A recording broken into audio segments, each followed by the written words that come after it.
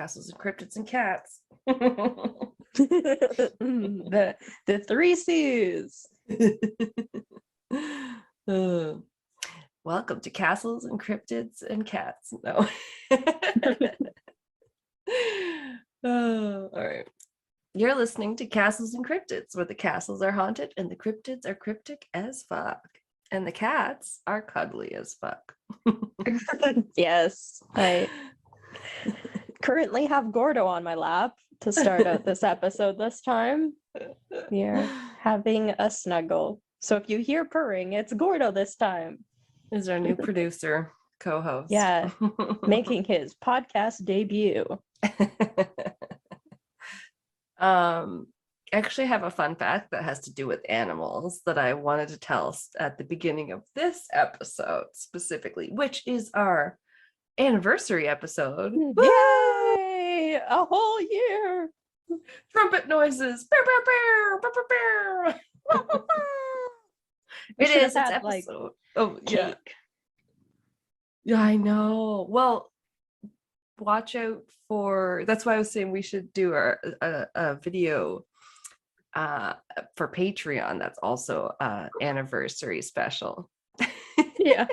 Hold on, I got like a squirmy wormy cat. He's kicking my laptop. He's and things. Okay, I think we're good. If there was cake, he would be in it. Yeah. Yeah, it is. We're doing it on this episode. It's definitely like, if you count the bonus one that we have, it came out between like 12 and 13. It's like episode 51 of the regular episodes. Yeah. And yeah, it came out. It's over a year since our first episode, since in 2021. So yeah, it's really exciting. Crazy. The whole year has flown by. I know. It just feels like something we do now. Yeah. But... I feel like I'm always editing and posting to YouTube. Doesn't help that this week I had to do it twice, but or I guess last week I had to do it twice. Oh yeah. Well, because it screwed up, or because we had a late episode? No, because it screwed up. Oh right. Okay. It's like, I thought I already did this yesterday. It's like everything again. Oh right. I've been having troubles with editing videos for Patreon, so that was another thing. It's like Patreon stuff is coming. It's coming. We haven't posted in a bit, but it's on its way. We're working on it, so we haven't forgot. No. So this is your time to join, and you can listen back to all other 10 episodes, I think. Hold on. And then you can watch out for some Vegas content, and then back to our regular programming. Yeah, I think it's 10 or 11 regular ones, and then like 2 video ones at least now. So we're getting there. And of course, it helps support the podcast. Yeah. Eternally even though we appreciate. both already bought new laptops. I know. Yeah, there's so much that goes into it that you're like, if we had this, then we could do this. Yeah. And we could just production value. Yeah. Yeah. But yeah, so visit patreon.com/castles and cryptids. You guys keep us going. We love you. Thank you for listening.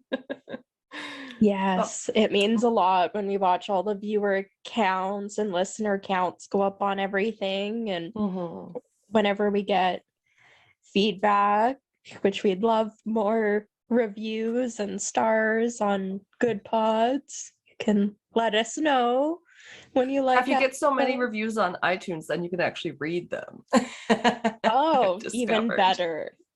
So send us reviews on iTunes, and yeah, let us know, because if you guys tell us what things you like, then we know what you guys want to hear, and we can do more episodes like that. And equally, if you tell us you don't like something, well, we made this for free, so sorry. We had fun. I did put on you can put questions now on Spotify. I put one on our latest episode that came out yesterday.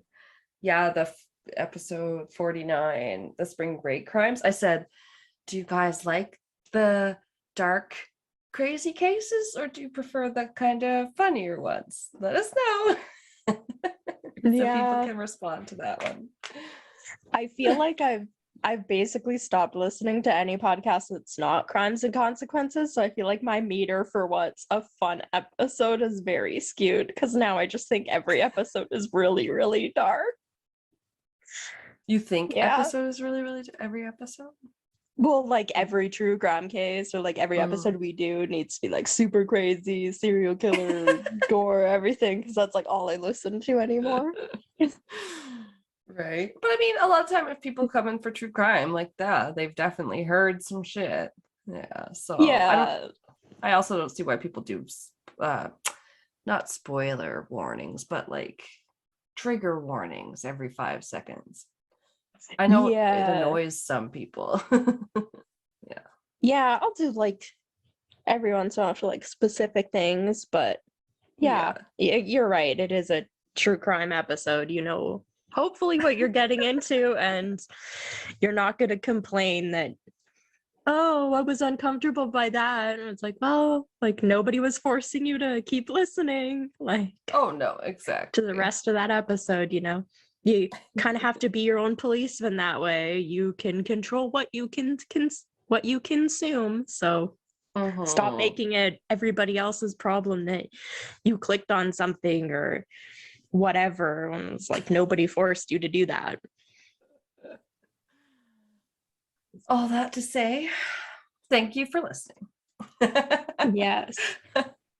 Hold on. Yeah. Oh. I'm like, there, I don't have a cat on my lap anymore. Oh, that's true. Like I can get my sniffles out. Back the very next day. I gotta tell my animal fact. Yes. It's it ties in because we're doing some animals today that are cryptids and supernatural, and so it'd be fun.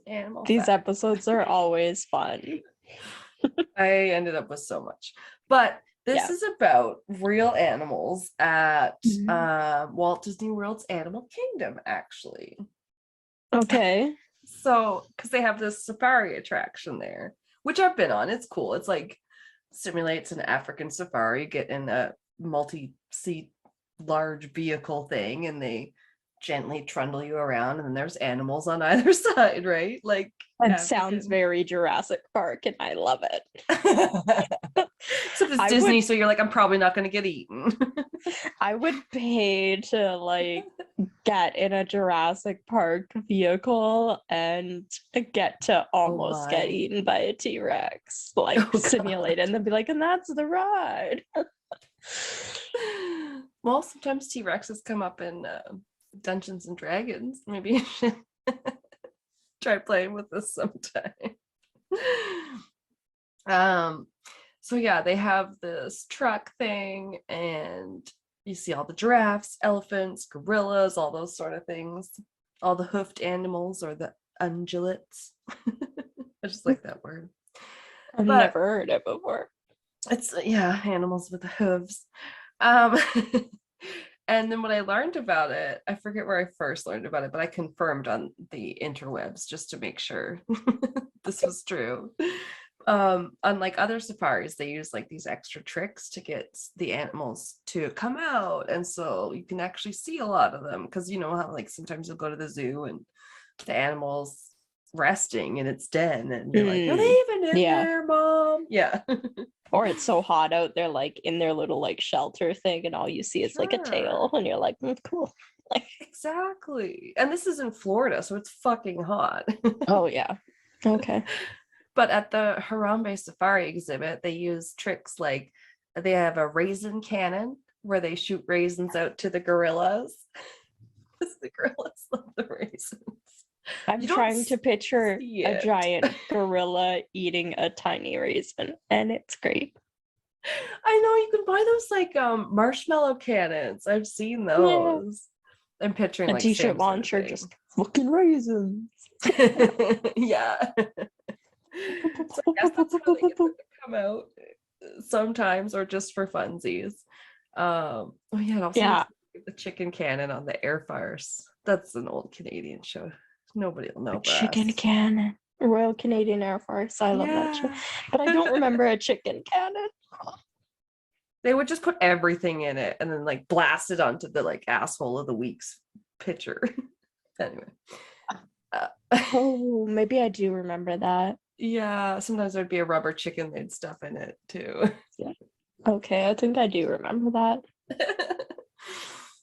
Oh, we have weird shows in Canada. I still love it more than SNL. Oh my god, don't even get me started. Mad TV. Oh no, my favorite sketch comedy from Canada is Kids in the Hall, and I just found out that it's on Amazon Prime, and I was like, what? I haven't seen these old episodes since I was a kid. I don't think I ever really watched that. It's such a funny show. The one of them, Dave Foley, he's been on like news radio and stuff. He's in other stuff.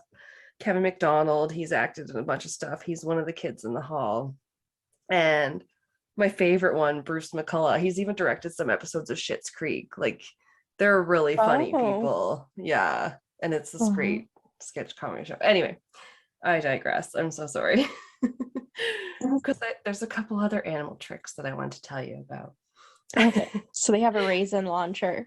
And yes. What else? Or cannon or something.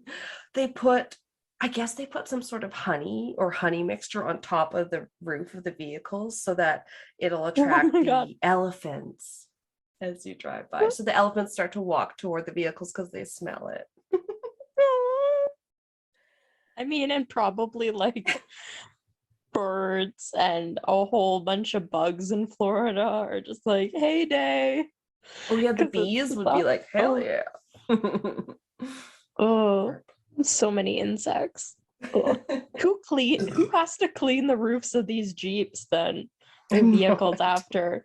That's the worst job, just like hosing off honey that's like coated in bugs that got stuck to the honey every day. Maybe they don't clean it. Who would look up there?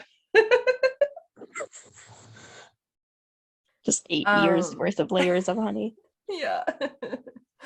And this is fun. You mentioned it was hot. Well, apparently the big rocks, the big flat ones that the lions and stuff can lay on, have air conditioning running through them.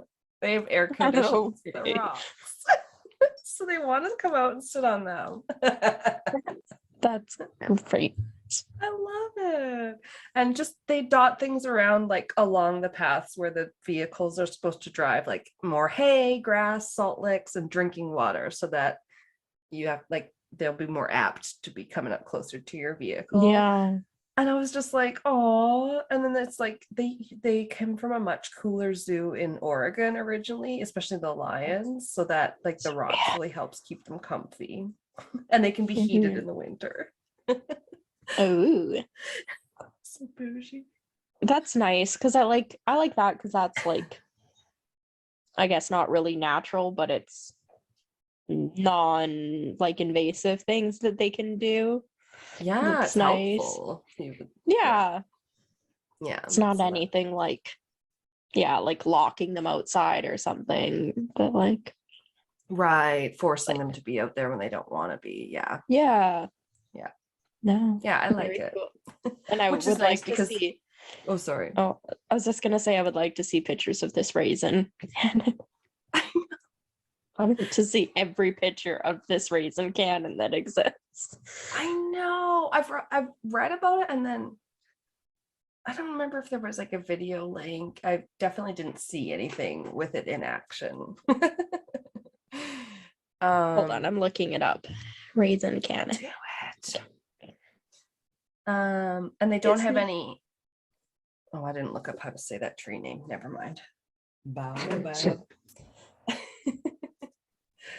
And once you look up the tree, the only other thing that I have that I thought I'd talk about at the beginning of the episode was a little elaboration on the Ouija board patent story, because I went back and listened to the And That's Why We Drink episode after we did our Ouija history. which was so fun. There's like apparently some stupid show called Raising Canon on Disney that like is making me not find Raisin Canon. Oh, Raisin. It's all about raising canon. And that's Kanan. And I'm like, Google, don't auto correct me. Disney Park. Okay, let's try this. Disney Park. I want to see this Raisin Canon. Well, they might do it off, you know, like if they do it on the sly, maybe there isn't any videos of doing because they want to keep the magic. Yeah, now all I'm seeing is the Disney theme park. Okay, I give up. Yeah. Continue. Gorilla Raisin Canon. Yeah, I'm just gonna have to picture tiny raisins being hurtled through the air at gorillas who pick them up like this and eat them. So yeah, I went back and listened to I think I talked about it when we were recording on that one where you talked about the history of the Ouija board. And then I was like, oh, I had to stop listening to And That's Why We Drink because I didn't want to get spoiled. Oh, yeah. You went back and listened to it now? I did. And M did it. They always cover the paranormal segment. And so they had a little bit more about what happened when they went to the patent office and how the name came about, like with the whole locket thing and everything, that story. Oh, okay, they did talk about that too? Yes. Okay. Yeah, I'm surprised I took it out of my notes. Honestly, I didn't think I did. I thought it was still in there. But you found, like you talked about, you said from what I can remember about it from days before. Hold on. Yeah. Stupid nose. I don't know. It's so dry in my house and I'm running my humidifier like all the time. I have one in my room. Yeah. I need a bigger one. All right. Okay. So that story had Elijah Bond, that guy who's usually credited as the inventor because he patented it or whatever. Mm-hmm. And then he went with his sister-in-law, is what they said it was. Helen Peters Noseworthy, apparently. Apparently she's a Peters Noseworthy. But so they brought her because she was a medium. So they brought her to the patent meetings to like prove that the board worked, which you talked about. And then I think then they asked the board what it wanted to be called, and it said Ouija. And when asked what that meant, then that's when the board spelled out good luck.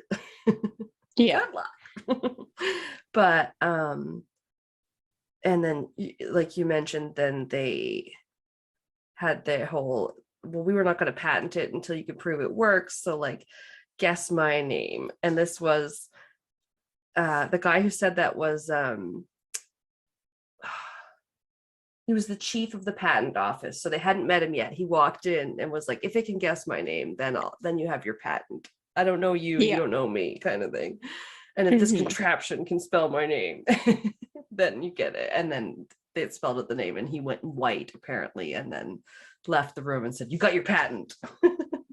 But then there was another theory that exists out there, which was about how maybe Helen Peters came up with the name, or may have been influenced because she was a great fan of an author named Ouida, like Ouida. That's what it was. Yeah. What? That's what it was. Right. It was the pseudonym of a real author named Maria Louise Ramée. Sorry, what do I got here? I think I just have a quote. Because then this one article went on to say, but there's a more practical and market-driven explanation for the Ouija name. After the name Ouija was sent to the participants on that April night, Peters revealed she was wearing a locket that she claimed had Ouija written on it. one of the theories of the locket, Merch says, is that Helen Peters was a well-read upper-class woman. She likely read stories from English novelist Ouida. We believe she might have been wearing a locket that said Ouida on it. It's possible that Ouija was in her subconscious. Yeah. Like, what? Okay. So like there's this whole person that went by like that name as their pseudonym and stuff. And I thought it was interesting. Yeah. That's what I remember reading. I'm like, I can't believe I didn't have it in my notes anymore when I was trying to talk about it. And I was like, yeah, I'll get to this later. And then I'm like, wait, it's not even in my notes anymore. Like, oh no. Yeah. Yeah, it's so funny. And I think that's it. Oh, and then something more about the Peters family. Many served in the Confederacy. I don't know why I was. Well, okay. This is like just weird, fun thing I came across when I was double checking that what they said on And That's Why We Drink was true. I was like, okay, this is cool. But it was the Peters were a Southern family and many served in the Confederacy, the children were told. That after a battle had been fought in on their property, Helen and her brothers and sisters went out and cut off the buttons of a dead soldier's uniforms and took them home. They kept this collection of buttons proudly displayed. One day they noticed the buttons were missing. They asked the Ouija board what happened, and it answered that one of their own had stolen them. They asked who, and it spelled out which family member it was, and bam, the Peters family feud was born. Half the family believed the board and half didn't. Helen among the latter. It split the family in two, broke Helen's heart, and she disavowed the Ouija board right then and there. Trauma. Yeah. I didn't hear about that before. No. Anyway, it was just interesting. But that's an addition to our previous episode. Now we have to start our new one because this one's going to be a long one, I think. Yeah, that's why I kept mine. I think I covered most stuff, but I kept mine pretty short and sweet because I knew yours was going to be really long. Yeah, I think we talked about that a little bit, how yours didn't, well, maybe it wasn't as long, potentially. Yeah. Oh my God, I'm acquiring a cat again. Hold on. Oh no, it's okay. I'm already like. A cat came back. Another drink. Yeah. The very next day. All right. Tell me about the Mothman. Yeah. So if you go on the drive, I have some pictures. Oh shit, pictures. Even though I'm pretty sure everybody on Earth, well, most people on Earth, if you know anything supernatural, probably know what the Mothman looks like. I still mine, part of the reason I chose Mothman, Gordo, don't chew on my headphone right now. Is just because I'm obsessed with all the little cartoony drawings of him, and your little keychain is so cute, and your little sticker is so cute, and I just love the little stupid Mothman. The cartoony guy can be so freaking cute. So that's part of the reason I love Mothman. He doesn't have a lot going on, but I just love how cute he is. So cute or sexy, depending on if you're looking at a toy or talking about the real version people supposedly saw. Yeah, we'll talk about the statue at the end. Let's say I have some pictures of the statue, and there's some funny ones you can look up online. That I wanted to post, but stupidly they weren't like JPEGs. Ugh. Oh my God. So, yeah, there's some raunchy Mothman shit out there. Yeah. Actually.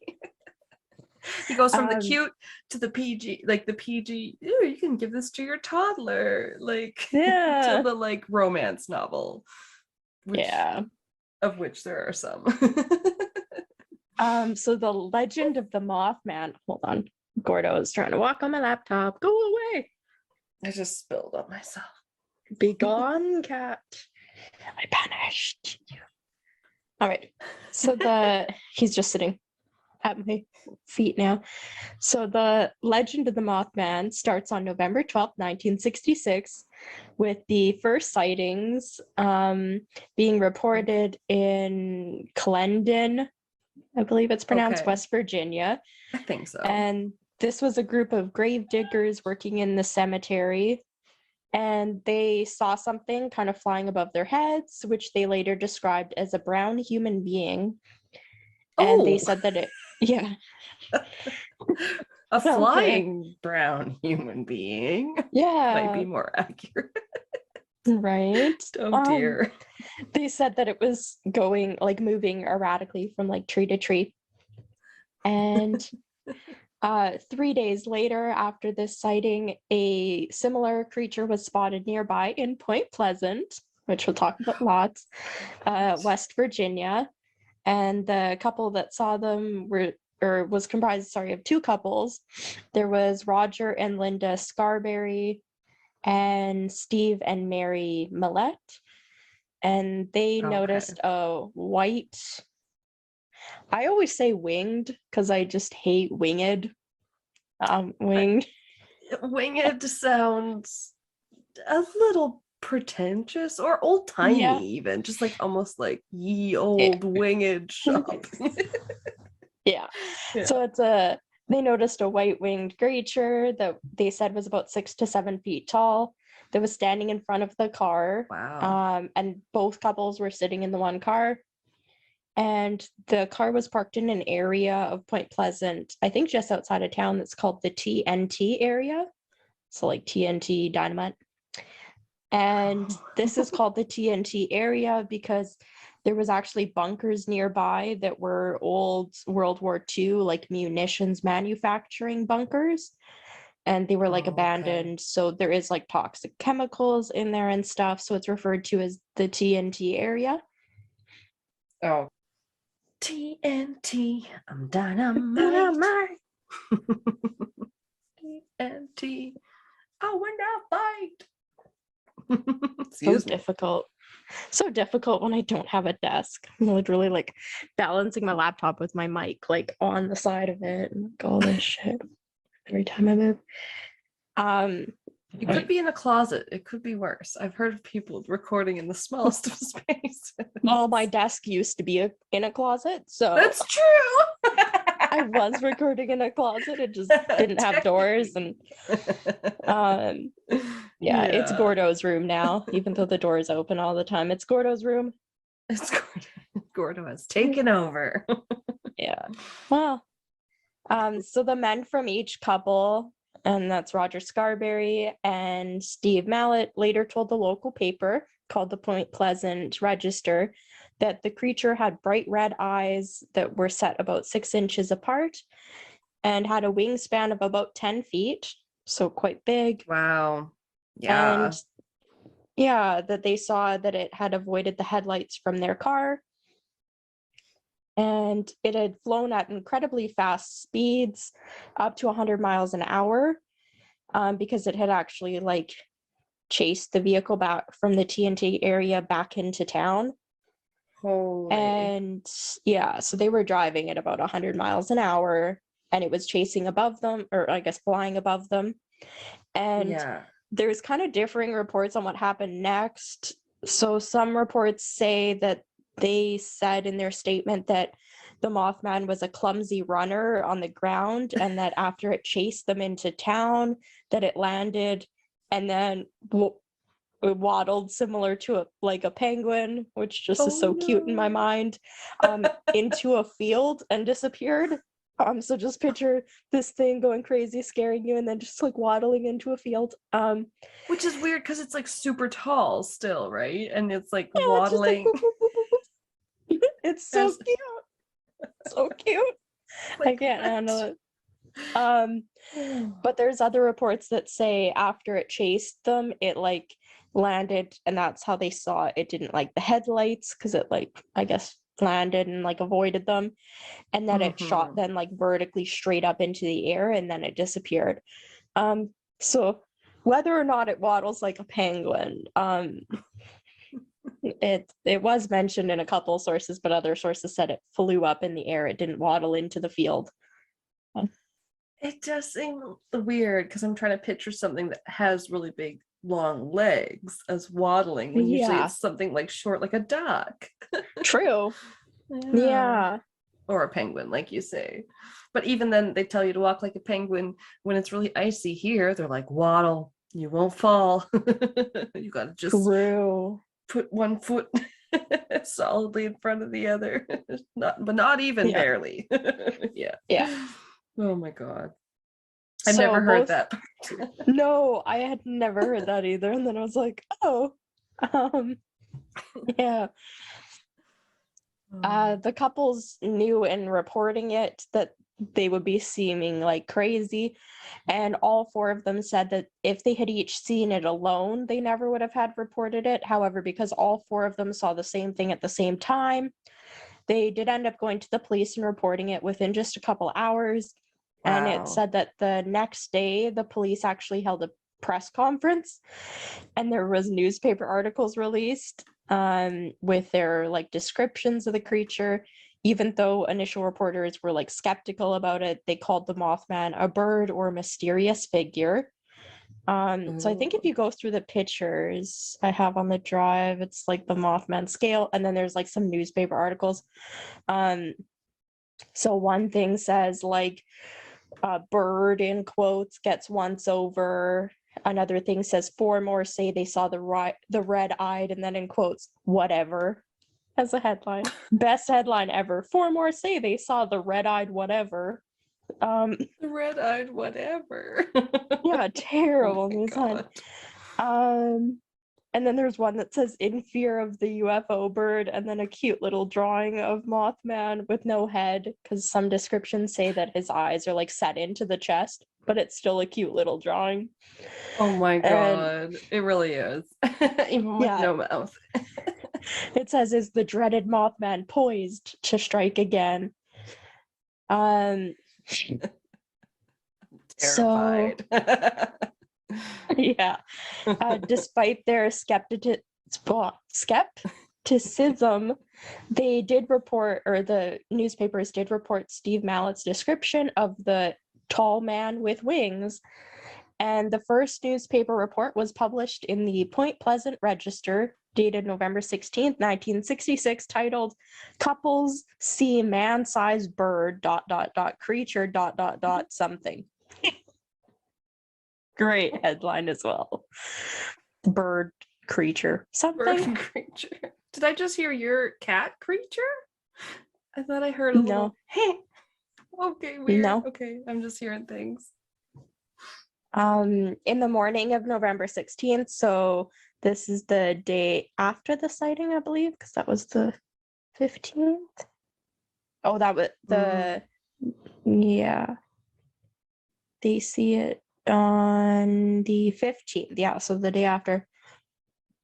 November 16th, Linda Scarberry, one of the girls, was rushed by her father to the hospital because she was experiencing what was described as a nervous breakdown.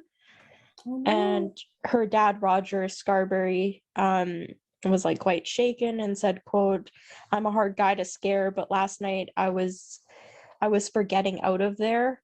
I think he means, I'm not exactly sure what he means about getting out of there. But anyway, it was quite like traumatic for Linda, the sighting at least. He was all for getting the hell out of there. Like he was all about maybe the town. Yeah, maybe. Yeah. He's like, I was down for getting the fuck out. Yeah. So as time went on, more and more sightings were then reported in the Point Pleasant area, which is just the best name for an area. It makes Point Pleasant. I always think of the town they live in that 70s show is Point Place, Wisconsin. It literally always makes me think of that. But Point Pleasant sounds lovely. It's true. Right? I'm picturing lots of forests, probably super green everywhere, nice waterfalls. Anyway, hopefully pleasant. Yeah. So yeah, more sightings are being reported. There's even 8 reported to the Gettysburg Times over the span of just 3 days. Oh, And wow. they included sightings from 2 volunteer firefighters who saw, quote, a very large bird with large red eyes, end quote. And others soon came forward with their own sightings. Mm-hmm. Another sighting that is famous is that of Newell Partridge in Salem, West Virginia. I didn't know there was West 2 Virginia. Salems in the US. There's a surprising amount of name repetition in the towns. Yeah. Yeah. So Partridge says that he was watching TV when he saw strange patterns start appearing on the screen, and then he suddenly heard a mysterious sound outside. He went and grabbed a flashlight and pointed it outside in the direction of the noise when he saw 2 red eyes that he says resembled like bicycle reflectors. So I guess they like reflected the shine of the flashlight back at him. Right. And he also says that this is the night that his dog like disappeared. And if I remember correctly, I don't have it in my notes anymore. I think his dog was like a German Shepherd. So it was like a huge dog. Oh, no. And his dog went missing that night. So he alleges that this creature he saw outside took his dog. Oh, Yeah. shit. That sucks. Yeah. Mm-hmm. That's the kind of dog you get for protection. Like not. Yeah. Oh, shitty. So the national press like soon picked up reported sightings in the news that was happening in the area of this mysterious Mothman, and they spread the news across the US. I did want to mention the name Mothman may have been influenced by the popularity of Batman at the time, which I didn't know about. God. I was literally just thinking about Batman. I'll explain in a minute. So the reason for this is not because of Batman, but because his villain, like one of the villains in Batman comic books is called Killer Moth. Okay. And there was like Makes an unaired sense. pilot or something at the time when Batman was like airing on TV and this was happening that featured Killer Moth, but it was like an unaired pilot. It never went to screen or like was on TV. But this character like is in the comic books that were released before that time. So people may have like taken Batman and like the Killer Moth and like kind of mushed them together to make Mothman. And the first like, and I wonder if that's the 60s Batman show because we used to watch that. It would be. Pow! Yeah. It would be because this was 1966. Okay. Yeah. That one was so funny with Adam West. Yeah. And on November 17th of 1966, the Huntington Herald Dispatch published the headline, "Bird, Plane, or Batman, Mason Countyans Hunt," and then it quotes Mothman, but they have Moth, Spaceman. So that was like how like now it's like Mothman, all one word. Originally it was being reported as 2 words. Not Moth, Spaceman, like no Spaceman. Space. Yeah. But I think that headline is in. Oh yeah, if you go to picture 4, it says the Mason Countyans hunt Mothman, bird, plane, or Batman. Oh, okay. Yes, I looked at that. Yeah. Yeah. That okay. That one was published on November 17th. That's Daniel's birthday. Yeah. By Pat Siller, Point Pleasant. Sighters clogged the roads north here on Wednesday night. Yeah, I see what you mean. Moth. Yeah. Man. Yeah. Not Mothman. No. But yeah, like not now that now people say like Mothman, like it's Batman. Yes. Oh, and then the next picture is the TNT like bunker, one of them. Oh, okay. I was clicking on that. And people like posit that Mothman actually lives in the bunkers or one of the bunkers in the area. I love it. Or possibly, yeah. Well, why not? Nobody's gonna go in there in an old abandoned bunker where they used to make friggin' explosives and shit. But I was gonna say that sometimes I hadn't heard about the killer moth in Batman. But when we used to have, when me and my sister were little, and we had, I don't know if we had a Batman toy, but Batman had a villain that was like named like Man Bat, and he was literally like half man, half bat. Like he had like wings, and he had like this It's great. just chest, this chiseled chest or whatever. And then I Yeah, forget what what's other. up with that? I Why don't does everybody know. have to have a six-pack on their suit? Right. And this guy's got to be like some cross between a literal man and a bat, and he's still got to be sexy. But anyway, we'd play Yeah. in my Grampy Allen's basement, and he had this old bar in his basement, and we'd play something, and we'd just call it Monkey Man Bat Bar. Man Bat Bar. I don't know why. I don't even remember what we used to do. We just remember that we had that man bat guy because he had his big wings, and Russell will have to tell me. I don't know. The only time I remember like consistently playing in a friend's basement was at my friend like Malin's, and we used to dare each other to look at the VHS cover of Cujo just because we thought it was so creepy. Nice. You're like, fuck that. Especially when I mean, a lot of things are creepy when you're in a basement alone and it's dark.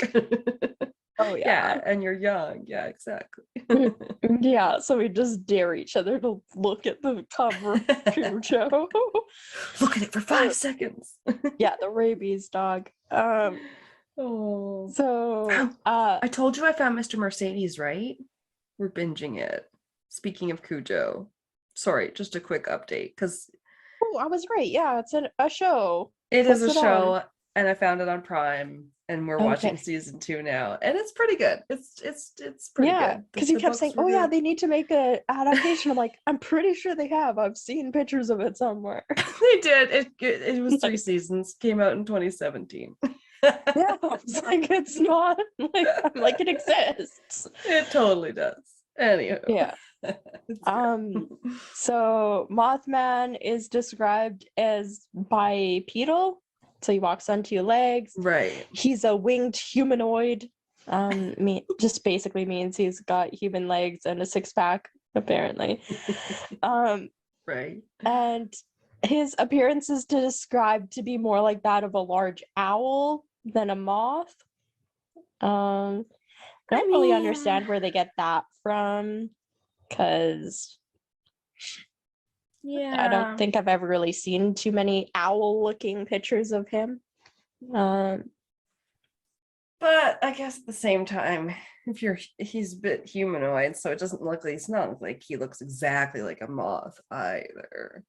I don't know. But I'd say it's more furry than like a whole bunch of feathers sticking out everywhere, and he doesn't really seem to have like owl distinct eyes. Owl head. Yeah, exactly. His color can vary from black to like dark shades of gray or brown. He's reported at about gray. Yeah. He is reported at about 7 feet tall with a 10 to 15 foot wingspan, and again the ability to fly up to 100 miles per hour. For some reason it's not in here. My notes are terrible sometimes. Something was like Kelsey, saying, what were you doing? Yeah. What was I gonna say? Now I forgot. Sorry. Gray or brown reported 7 feet tall. Yeah, I can't remember. Shades of gray. Sometimes he is described as not having a head, which I mentioned, and that the two large red eyes are kind of like set in his chest, which I've seen in like cute little cartoon drawings. Again, they're so adorable. I know, it's not gross. It's not like he has a neck or anything and then just no head. It's just like a rounded, he's just like a blob area. Yeah. He's 2 body blobs. He's a triangle with wings. And he's so cute. So people are unable to describe like his face or its feet properly, I guess, based on like any descriptions of people that say they saw him. They aren't really able to describe his feet other than the red eyes. But they do say that looking at its face or its eyes are reported to cause extreme fear and psychological distress that can last anywhere from months to years. Oh shit. not just general trauma from seeing a giant bug man. Yeah. Oh He can fold his wings and walk in like a shuffle. That's again described similar to a penguin. I love it. I do love picturing a shuffling, waddling 7-foot tall buff Mothman doing a little penguin waddle in a field. So during flight, it's described that he isn't really seen like flapping his wings at all. It's more like the momentum from takeoff is like whoosh, like huge, and then he just like glides all the time, so he's not like flapping. It's more like a what do they call it? A flying squirrel. They mostly are gliders. Yeah. So this brings me to what's commonly tied to Mothman, which is if I call it the Silverton, I don't know why, but that's always in my head. I don't know where Silverton's from, but it's called the Silver Bridge, and it collapsed. So if you go to the next couple pictures, I don't think I found a picture of it when it was up, but these are 2 pictures of it when it went down. So the first one kind of shows like on the road from like the first truss, I think it's called, because it collapsed like partway inland too. And then it shows like it going across it, like completely 100% collapsed. So those 2 things in the water are literally just the supports that were left. The rest of it fell. That is rough stuff. Yeah. So the bridge was originally built in 1928. At the time, cars weighed about 1,500 pounds. And it was packed with, at the time of the collapse, it was packed with cars that weighed about 4,000 pounds or more. So a whole lot more than what it was built for. The bridge was not built with proper support for the weight and lacked any sort of fail-safe that would have prevented the whole bridge from collapsing if just one part of it failed. Oh no. Pardon me. And it's starting to sound like the Titanic. Yeah. I have a fear of bridges, not when I'm on them, but when I'm driving under them, that they're gonna collapse. And I'm gonna get crushed under it. Even overpasses on a highway. Driving on them. Sorry. Even like overpasses on a highway, I don't like driving under them. I can drive over them fine, it doesn't bug me. But if I'm driving under them, I'm always worried it's gonna collapse in front of me. I mean, you would think you would be more fucked if it did collapse on top of you. You're right. You'd still not be in a great shape if you're on top. And I always think of Final Destination when we talk about bridges collapsing and stuff like that. It's just like, no. That's a really good one. On December 15th of 1967, just a year after the first Mothman sightings, with the strain of the weight of a whole bunch of backed up like rush hour traffic, as well as the fact that it was really cold that December, the eye bar, which is like, I was trying to Google pictures, it wasn't very clear on what it was pointing to, but it basically looks like the top like swoopy parts. It's some part in those that's supposed to like crisscross and like hold the like main bridge part and kind of support some of the weight. But one of those at the top of the bridge cracked. And I even saw things saying it was just in like decades later, like investigation, they determined it was a 3 millimeter deep crack only. And this caused the chain like to snap, and then the bridge like completely crumbled all the way from like partway inland all the way through the other side, and it was just gone because it became unbalanced. It like wasn't balanced at all, so all of it just crumbled. Can you imagine? Yeah, they're like, well, hopefully they never ever did that design again. No, they said like because of this in the 60s they put in like better safety regulations, and that they had to have like fail safes and like inspections and stuff. Yeah, do you know that was part of Pat's job as a combat engineer or a sapper in the army? They like, not only do they like look for landmines and stuff, they also build bridges. Oh wow. Yeah.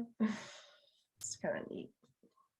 So 46 people ended up dying by either drowning or being crushed by like wreckage in the collapse. Oh my god. And due to the recent Mothman sightings and the release of a book that was called The Silver Bridge, It was released in 1970 by author Gray Barker. People, including the author, linked the two, and this led the public to believe that the Mothman's appearance happened to take place before tragic events, and he soon became a harbinger of doom. Yes, baby. I don't know if you know who Gray Barker was. I didn't. So when I looked him up, he's kind of cool. Maybe we'll have to talk about him some other time. He's actually the person that famously introduced the Men in Black in 1956 with the book entitled "They Knew Too Much About Flying Saucers." And you didn't talk about that when you talked about Men in Black? Because I know you talked about Men in Black on I don't remember. the Alien Patreon one that we made a bonus episode. I'd have to look back like at my notes. Yeah, it was a smaller part of the segment that you did on them. Interesting. But he like basically introduced them, said he was being like harassed by them, and he introduced a bunch of books about them. Yeah, it's pretty crazy, like all the stuff he's done. Yeah, that was pretty cool. It was like 1956. So partially because of this, people have also tied sightings of the Mothman to what happened in Chernobyl in 1986 with their reactor. Really? They tied him to the swine flu outbreak in 2009, which I remember happening. I remember that because it was the first time in my life they introduced hand sanitizer in schools, and I didn't know what hand sanitizer was before that. And they made you guys use it? Interesting. Yeah. It was like a big thing. Yeah. Yeah. He's also, Mothman's been tied to the 2011 Fukushima, I think it's pronounced, nuclear disaster in Japan. So 2 nuclear disasters. So they were they say he was seen before all of these events? Yeah. They also say that there was a sighting in Moscow, like before the 1999 Russian apartment bombings. Don't know what that means, but that sounds pretty like definitive of like one event. So I feel like that's a pretty big event to just be the 1999 Russian apartment bombings. Right. I have to look more into that. Oh my God. When we're looking for topics, we're always like, I don't know. Yeah. And then we go through a case and we're like, we have to do these 50 things. Yeah. I remembered what I was going to say earlier when I was talking about Mothman's description. Yeah. Some, like, he's one of, I guess, few like cryptids, I'd say, that's described as being like one. People kind of like pretty consistently believe he's like a singular only one. They don't believe it's like a family or like a group of them. That's what I was gonna say. Nobody's ever seen more like a group of Mothman. Moth woman. There's no sexy moth woman out there. Sorry, men. Like, that's interesting though, because it's true, you don't hear that. Well, but even like think like Loch Ness, which I covered that classic cryptid a little bit when we did water cryptids, but there was so many different lake monsters around the world so that you couldn't, it's not like you were saying like it's only this one. It's like, no, there were so many different variations. Interesting. There's definitely other flying cryptids, but not moth-like. The snallygaster octopus face. He's fucking weird. And the other one, the shit, turkey leg man. No, the Jersey devil. Yeah, he mutant baby too. Flying mutant baby. Yeah. So I did want to look up some explanations about what Mothman could be. I don't really believe any of these because they just seem super weather balloon. Yeah. So in the 13 months since the first sighting, there were over 100 that had now been reported. But looking back at them, like researchers, or I guess people have discovered that they kind of lack any sort of documentation. And most of these 100 were from like unidentifiable reported sightings or like unknown people.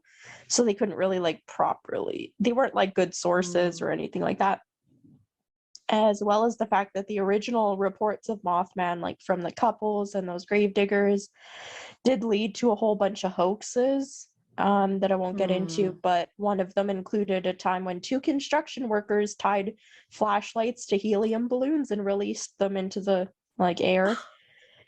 So you're kind of right, weather balloons. Yeah. I mean, hoaxers too, like, just fuck off. It's what muddies the waters. It's like a false confession when you're in a true crime case. You're like, no, just fuck off. Yeah.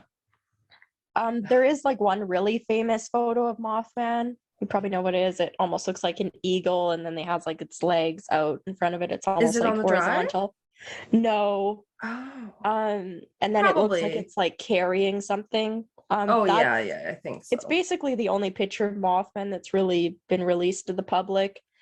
Yeah. And it's basically been written off as like some sort of bird, probably like an eagle or something that's carrying like a snake. I didn't include it, and I don't talk about it very much because to me it looks very like eagle-like. Sure, yeah. So there's no good photographic proof. Yeah, really. Absolutely none.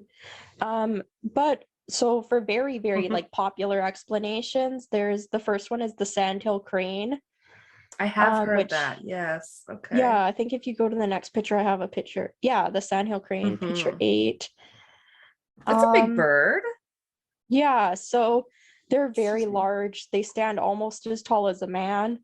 Wow. Which one of my sources said was like 6 feet tall. And then when I looked at a bird comparison chart, it said that they normally get to about 4 feet tall. So that's very off of the like 7 feet tall that Mothman's described as. But it's still a very big bird. I mean, technically there are men that are 4 feet some tall and some that are 7, but they're the outliers, not the average. Yeah. So if you're saying it as tall as a guy, I normally expect like at least 5.5 feet to like 6 feet tall, not like 4 feet. But it is a very tall bird. It also has like the very bright like red flesh, they called it, because it's not feathers, like right around its eyes, so that could be like the red eyes. Really? And then many people believe that Mothman is a deformed sandhill crane that was actually contaminated from like the toxic waste from those World War II bunkers in the TNT area.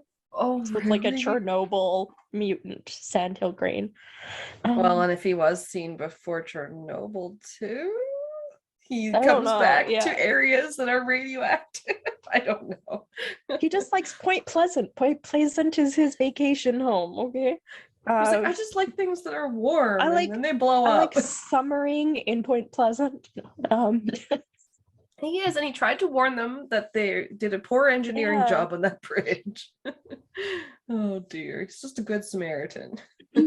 So if you go to the next picture, these ones are even smaller. I think they're herons or heron. Yeah. So Sheriff George Johnson, who actually took the original witness statements from the 2 couples, he believes that both couples actually just saw a large heron.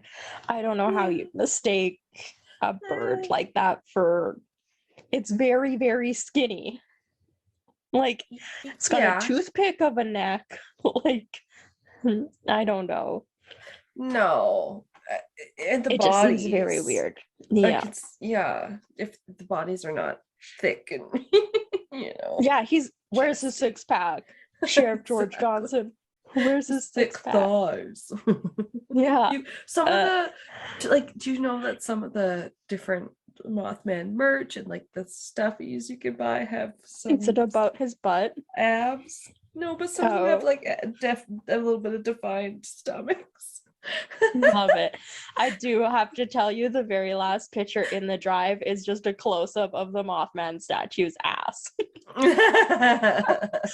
Because it's worth mentioning. It's super tight and like a football player. And if you look online, there's pictures of people posing with it. And also I found a group of women that were bent over, so their butts were showing, and then they were like in front Oh, of the hell Mothman yeah. statues. Like, but it was so funny. That thing could Anyway, definitely clap. yeah. Oh, shit, I lost you. There we go. So the next one after that is a barn owl. Again, I Okay. don't think probably at like 2 feet tall, the barn owl could be mistaken in Right? any way for 7 feet tall. Don't But see some people how. do believe that it's just an owl because their eyes do shine and reflect light like very strongly. I mean, And their so do silhouette, dogs or other animals right? in the Cats, darkness. flying cat, Yeah. Gord like but this one is pretty popular because they say its silhouette Okay. is bigger than a moth, but it closely resembles the headless like shape of what the Mothman is, like when he's described as not having a head. Oh, okay. Yeah. Yeah. It's kind of I like the mean, torso, but where are they getting the red from? I don't know. yeah, only the shape would make sense to me. How, yeah. Yeah. And then It looks like a obviously, headless chest. yeah, obviously people just say that the creature is just simply too big to be an owl, as I agree with Yeah. like most of these birds. Some people suggest that the Mothman started out as a prank, which is possible, and that the prankster kind of gave up after like a couple times, as like probably most people would. And then it kind of grew into something more when local newspapers started running stories about it. People began maybe like imagining the Mothman everywhere when they saw like owls or other birds, They always or say other that. people. They've Yeah, been or other influenced by the people. media. Yeah. Yeah, or Okay. other people were just like continuing their own like prank of it in different suits, and that's why it seems to have different variations in like fur color and stuff. I mean, they'll make it fit anything if they want an explanation to fit. They're like, square peg, round hole, who cares? If someone just doing it over and over again.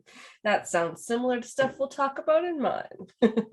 It's all a prank. An elaborate Oh my God. prank.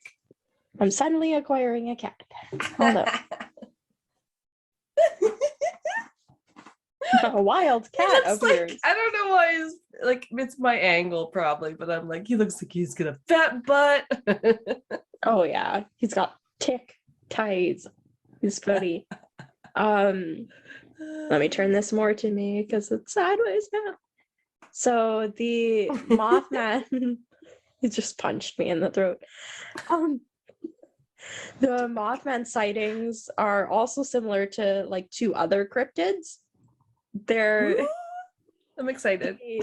If you go to the next picture, it's the gigantic thunderbird. Yay! Aww. Thunderbirds are so cool. We haven't talked about them, have we? No, I don't think so. Awesome. I don't think so either. So just quickly, they have like gray bodies and red heads, which is pretty similar. They're also like huge birds. They were sighted in the same. Yeah, they're sighted in the same areas around the same times. And if you go to the next picture, there's also the Owl Man. So he's similar to the Mothman. Holy shit, he does look like Mothman. In my defense, I did choose the picture most similar to Mothman. Okay, are but not like looking like that. He in some pictures he does look identical to a barn owl, just with like really thick legs. Oh my God. They're like, all we have to do is put a man and a bird in the, whatever computer simulator and just like, but yeah, like he does look like an owl because he's got like the owls, almost the horn-rimmed owls kind of hair. Is that what they're called? I think. Yeah. Yeah. And then, so the Owl Man is pretty identical in description, and was seen in Cornwall, England in 1976. So maybe he's Mothman's cousin. A few years after the original. He could still be alive. Mothman's son. Some people believe that the Mothman could be an angel or a demon, or even the result of a blood curse that was actually placed on the town of Point Pleasant by Chief Cornstalk.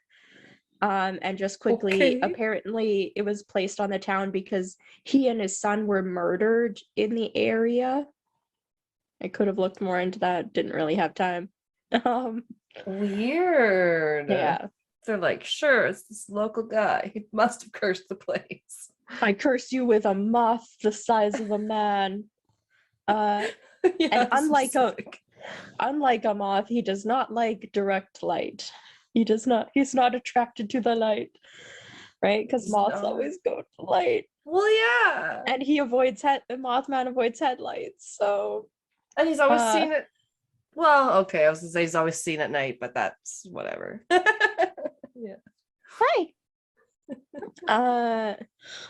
Oh, you're so cute, Gordo. Say hi.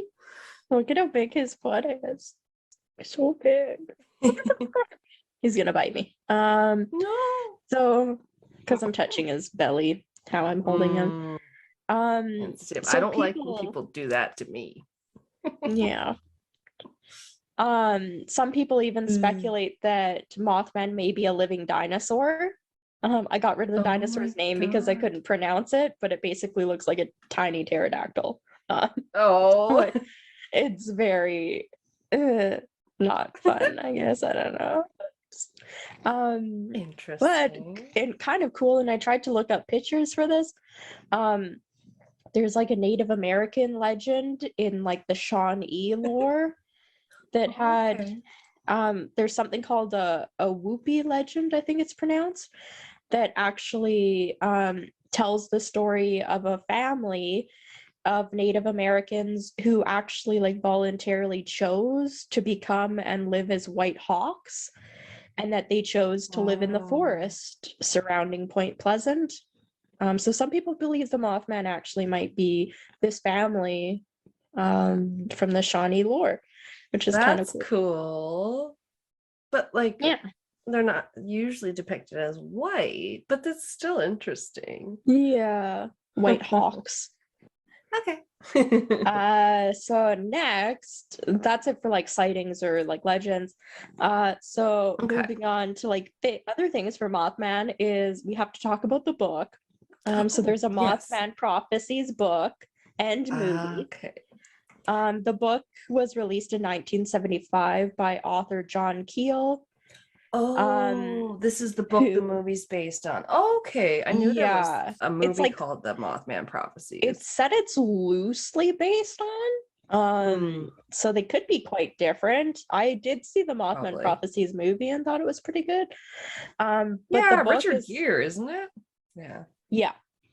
The Mothman Prophecies book included the sightings, like all the sightings and the bridge disaster, as well as it being tied to like UFO activity in the area. So quite different than the movie, I think. Okay, yeah, I think so. I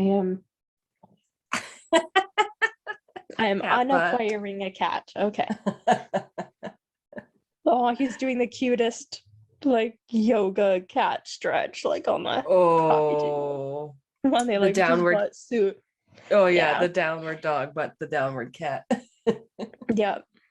Nice. So just from the Wikipedia, was quoted, or Wikipedia article, quote, in his 1975 book, Keel claimed that the Point Pleasant residents experienced precognitions, including premonitions of the collapse of the Silver Bridge, UFO sightings, visits from inhuman or threatening men in black, and other phenomena.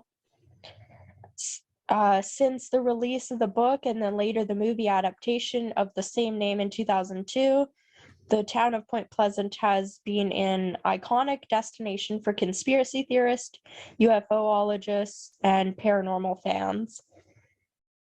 And then I like the cover of that movie. I forgot. Yeah, I think I put it in the thing, right? You did. Yeah, it kind of looks like it's kind of that test, right? Yeah, it reminds me of that. The Rorschach test. The ink blot test. Yeah. Yeah, it makes me think of that. That's true. Yeah, and then it's just got like an image, but it kind of looks like a moth. Yeah. But the picture for the book is like the first edition. which is kind of cool. Old as shit looking, yeah. Yeah, that's the first edition cover, which I thought was cool because it had like lots of the other covers were like pretty similar to the movie cover. And I liked that this one like had a picture of what they were depicting Mothman as like in 1975, which is kind of cool. Wow. Sightings of sightings of Mothman mostly died out after the 1960s. However, I did find in 2017 there was 55 reported sightings in Chicago. That was on a website that was ran by a Lon Strickler. However, people have discredited basically this and mostly written it off because it was like a paranormal website that they were asking directly for like people to specifically report their sightings.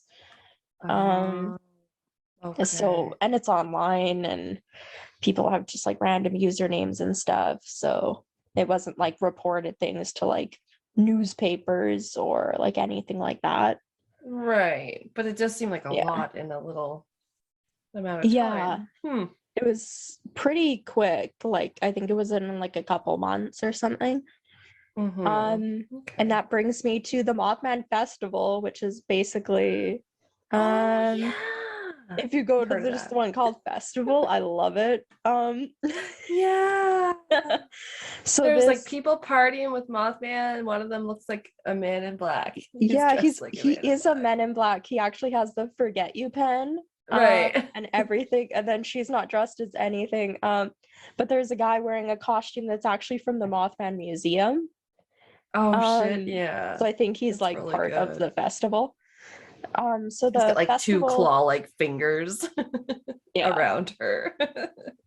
The festival is held annually on the 3rd weekend every September in Point Pleasant as a way to attract tourists to the area. They started in 2002 after like the popularity of the movie kind of exploded the area. And it celebrates the legacy of the town. And according to Jeff Wamsley, I don't know who he is. I can't remember. Maybe he's like an organizer. It doesn't say in my sentence anymore. It just says according to this Jeff. According to Jeff, the average attendance is 10 to 12,000 a year for this festival. Well, it's funny, as soon as you mentioned it, I went, oh yeah, because Em and Christine were going to go to that from And That's Why We Drink podcast last year, but then it was canceled due to the pandemic. And Christine was going to be like 8 months pregnant. She was like, we're going, this is going to be awesome. Like, but they only had to drive. She didn't have to fly or anything. Okay, good. They were like really excited. Like they were like, Em was like, I hope you have the baby there. And Christine's like, I hope not. Yeah, we can sacrifice the baby to the Mothman statue. No.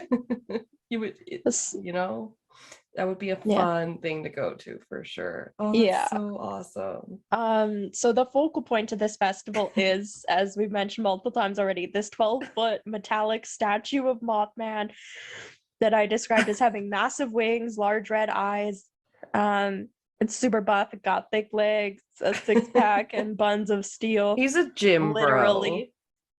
Bro. Yeah, and it's just literally there, like in Point Pleasant, right? Yeah, it's just like there all the time. It's actually in front of the. So it was created by artist Rob Roach in 2003. And it sits outside of the Mothman Museum and Research Center that opened in 2005. Oh my God. The festival, and Research Center. The festival hosts guest speakers, food, live music, vendor exhibits, pancake eating contests, and hay rides through some of the local sighting areas. I don't know if they take you to the TNT area or not, but maybe. That might be a liability. I don't know. But yeah, if you click through, there's pictures of the suit that the guy's wearing from the museum. Yes, I can tell it's really the same good. One. Yeah, and then there's pictures of the Mothman statue, and then he's got a plaque, and then like I said, the last one's just a real close up of his butt.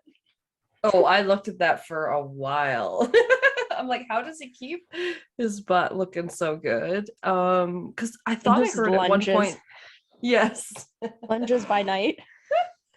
I honestly thought I had heard that people tried to get him to come out by putting out like beans, like baked beans and stuff like that for to attract him, like he was a big fan or something. I don't know, I wasn't researching it, so I didn't hear anything about that, but that's hilarious. I just remember when BuzzFeed Unsolved, they went to Point Pleasant. I don't think they went during the festival, but there's like a cafe there that had like Mothman cookies and Mothman like themed drinks and like everything. And then they went to the statue, and that's how I heard about this statue. And they like were like, and follow us around to its backside.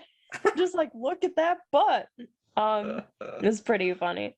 Well, I mean, there's not much going on in the front side. At least the back side seems accurate, but the front, he's more like a Ken doll. He seems to like, how do they reproduce if that's genetic, if that's accurate? Yeah, right. But he's got a six-pack. He does. He would bring all the boys to the yard, his milkshake. That was amazing. Yeah, that's everything I found about Mothman, and I love it because I love Mothman. I love it. I think 50 episodes in, your cases are entertaining me more than ever. Yes, the cryptids ones are always fun. They are so much fun. Yeah, I have a lot more fun researching cryptids than crime per se, usually. Yeah, I probably have as much fun researching it, but sometimes it's funner to record ones where you just get to look at pictures of Mothman. That's true. And debunk birds, I guess, being like, you're not tall Oh my enough. God. It's not birds. All the lake monsters are a log or a whale's penis. But we'll take a quick break because I gotta pee. So do I also have to blow my nose. Oh my God. Yeah. I could have taken down my Mothman. I know. So cute. I want one. I want to get a different. I should have gotten it at the time, really, because they were so cute, and they were like $30 at my work. But in like our mode department, which is like the teen girl basically department, they had those cute like jean jackets where it has like basically the hood of a hoodie. Yeah. And then I think the arms of a hoodie. And then the rest of it's like jean jacket. And it was only $30. And I was like, really? I should have gotten one of those because I want to start getting just like really random ass like patches and like put them on it. But I don't want to put it on like a really, like I have a white jean jacket that's like pure white and I don't want to put it on there or anything. So it's like, I'd get like a $30 one. I was like, and I'm gonna get a Mothman one. Get like a cartoon Mothman patch and just put it on there and get like, it's so cute. Totally. That my goal. Reason I bought another jean jacket. I hadn't had one in a while, and then I was watching And That's Why We Drink, and they had a thing where on their Patreon they were opening a bunch. I think it was their birthday, and so they had a bunch of gifts from like fans and stuff. And the fans made a personalized what they called a creepy coat, and it was like a jean jacket, and then it like it had all these different patches that were like just for them, and then like it had like even like what is the inside stitching and stuff. They had done some, it was just like so unique to them, and I was like, oh, I love it. And I was like, I love having like buttons and stuff and pins and patches that you can put. So like I'm working on one now. I haven't put any patches on it yet because I don't have an iron, but it's got a bunch of buttons on it. And then my mom and my sister would buy me buttons that say like addicted to true crime and stuff. Yeah. See, my mom, I got her a bunch of patches for Christmas because she has not a leather jacket. She has a jean jacket that she's putting stuff on. Right. I got her like a sunflower one. I got her like a peace, like fingers doing like peace sign. And then I got like hippie flowers, and I got like, what was it? Pardon me. Like sunshine on my mind or something, and then like a bunch of different stuff, and then like this is what a great grandmother this is what a great grandma looks like. And it was like a cute little thing. But my mom doesn't iron them on. She like sews them on. so that she can just Oh, take it off like easier and stuff, and it doesn't wreck the jacket. well, that's pretty smart. I feel like they would stay on Yeah. pretty well, Yeah, actually. so she'll just do like a line on the top and then like the bottom and then like a couple stitches like on the sides just so it doesn't peel or anything, but then it doesn't wreck the jacket really underneath. Huh. Yeah. Because I've been like waiting. I was gonna go over to my friend Yeah. Caitlin's house, who just lives down the way, and be like, we're gonna have an iron party. I'm like, yeah, we can even watch Iron Man. Except he's not gonna do any laundry. He's not gonna iron my shirts for. What, you No. call Yeah, I yourself don't Iron own an Man and you don't iron. even. Yeah, I don't Sorry, but either. yeah. I have a due to the amount of like shirts I've been buying that need like ironing because they're like super bad for creases. I have like a handheld like steamer thing now that works Ooh, pretty good, but okay. I don't have like an iron. No, no, I can't. But I don't know. I thought about it now that I started buying patches, and they keep sending me patches too. Anyway, that's fine. I love yeah, it. Good no, it's stuff. fun. I just, if I was gonna Yeah. do it, I'd want to do it on like a cheap, like cute looking, like a little jean jacket like that that's got like the hoodie sleeves, so it's already kind I of more like casual. that. It reminds Yeah. me of when you just layer your jean jacket or Hmm. your leather jacket with like a hoodie underneath and you just pull the hood out. Yeah. Yeah, it looks pretty cute. Hmm. Well, All right. guys, I'm keeping I'm that in, but ready. we are back and we are bantering about creepy coats, and Yeah. I'm gonna keep it all in because I'm so proud of my creepy coat so far. And I don't know, as soon as we start to make merch, definitely patches, stickers, buttons with our logo with our little Yeah. guy. I think I was telling you about how I had made a post on our Reddit, and then somebody thought that when I said they could give ideas about cryptids to cover, that they'd Oh, do our yeah. logo art again. And I was like, no, no, no. That's They're like, our oh, logo. It's staying. is that a Sasquatch in Stonehenge? Can he do the Dover Demon and the Dover Castle next? And I was like, well, probably, but this is our logo, so. But Yeah. yeah, We paid hundreds of dollars for it. It was not pretty. right. And like, but like, I love that we have something really good art now, and so yeah, that's Yeah. the next goal. I think for one of my goals is to be able to do our own merch. So Yeah. plug, tell your friends, because you know you want a sticker that is a Sasquatch peeking out from a Stonehenge. I know Yeah. It I just do. means you have to join Patreon so we Mhm. can start getting some stuff together. Exactly. Yeah. It really helps us out. Hmm. But that makes sense. That, you gotta establish yourself too, which is nice. I'm so glad we've been In a here a year. year. Yeah. I feel like we're still having fun too. I'm gonna eat my moonshine cherries now. Oh, I can't open the lid to this. Yeah. I Did you screwed go it so out and tight. buy moonshine after we had some in Vegas? No, I honestly have had this moonshine in my cupboard probably since I moved in Okay. like 8 years ago. It's one of those ones they sell at the liquor store, and it's like in a jar and it says it's So good. moonshine. Yeah, it's really Okay. good when you add it to Coke Zero. It's like amazing. But the Interesting. cherries like actually like physically hurt my gums. They're so strong. But what my brother does is he puts them on top of ice cream. And I'm like, ooh, good idea. There's actual cherries. Yeah, it's got like real cherries in it. Um, Yeah. like I Some tried of it, this yeah, some of them don't sangria. come with cherries, but this one does. But man, do they soak up like more alcohol. They're really Right. bad.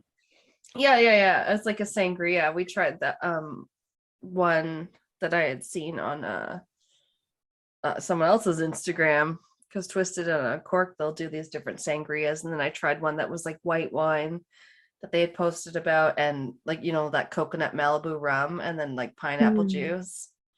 It was pretty good. Mm-hmm. Oh yeah. Yeah, that would be But pretty good. I wouldn't think to put white wine in that. Where were you, Gordo? That was such a loud thud. I heard him hit the speaking of floor, but loud thuds, in the night. Yes, we're going to talk about the most famous cryptid, arguably. Yeah. I was going to say the biggest of them all. Biggest? It's Bigfoot, baby. The biggest footest of them all is the Bigfoot, the Sasquatch, and Yeti? the other skunk apes. Some people call it that. I don't know. Lord only knows. But some people say that we call it Sasquatch here more in Canada. I don't know. No. I've heard it called Sam Squanch on the Trailer Park Boys. That's a Canadian show. So if I say Sam Squanch, it's not my fault. But I just know people online from like Supernatural call Sam the Sam Squatch. It's like a thing. Squatch. Yeah, it's like a thing. Yeah. I'm like, it's a thing. So when you said Sam Squanch, I was like, oh, from Supernatural.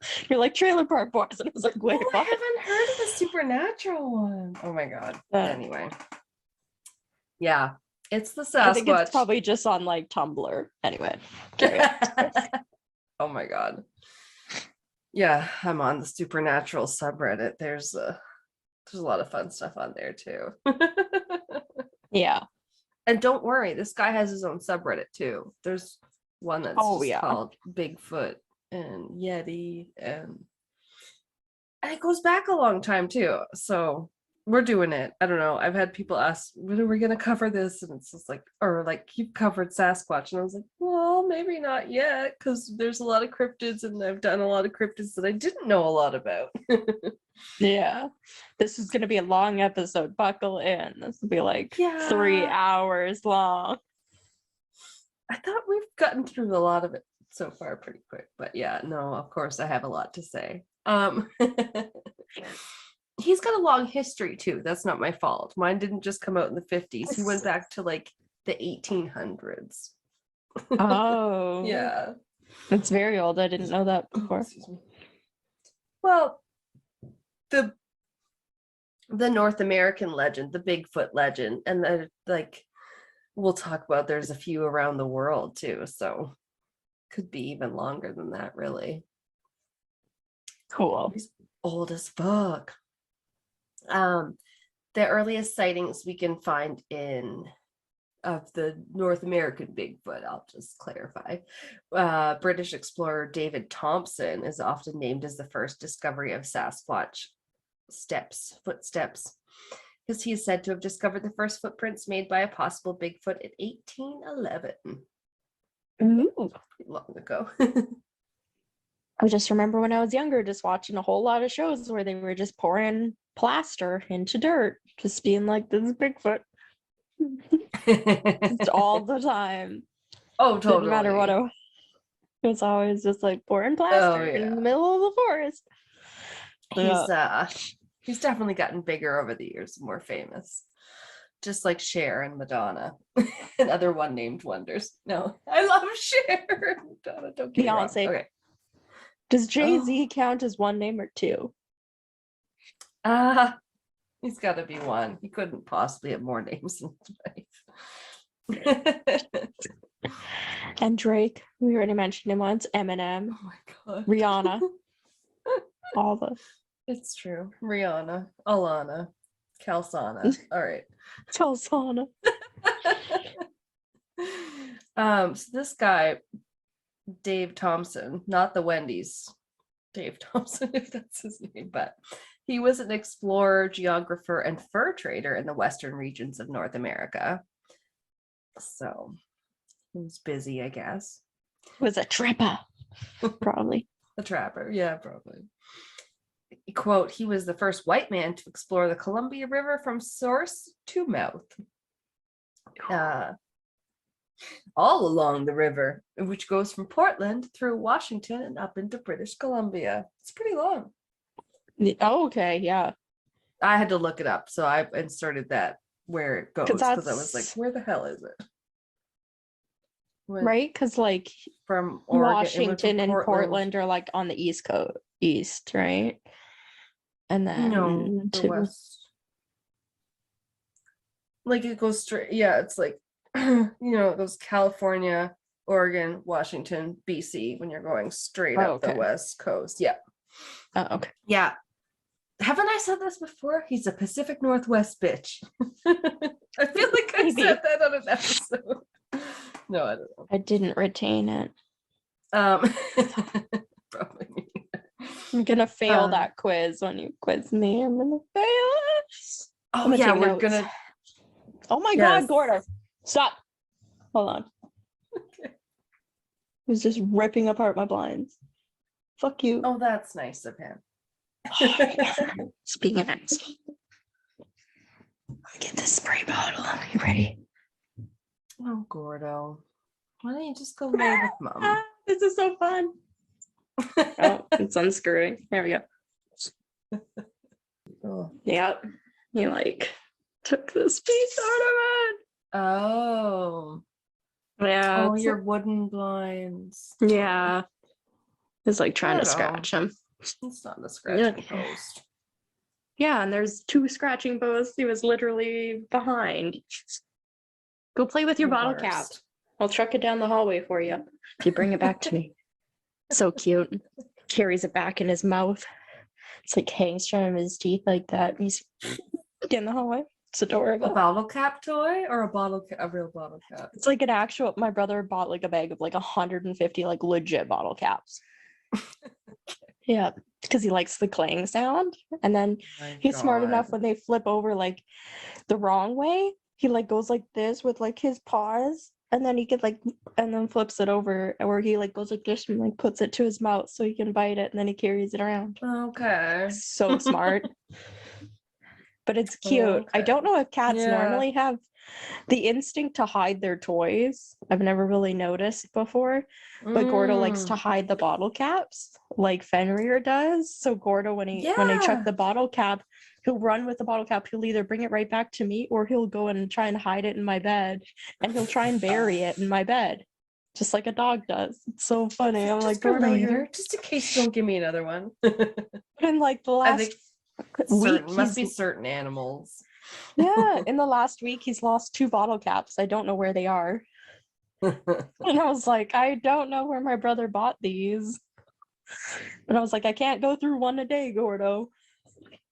They're metal ones. Oh well, yeah, I'm gonna have to drink a bunch of beer. No, I just sometimes I save mine because I like the games you can play with the bottle caps. Yeah. Oh. All right, Bigfoot, grande foot. Okay, so I'm gonna restart this quote about the river. David Thompson.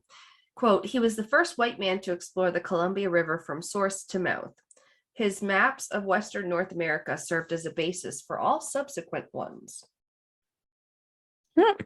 Pretty big. He's the OG. Mapping out North America. Yeah, that's pretty cool.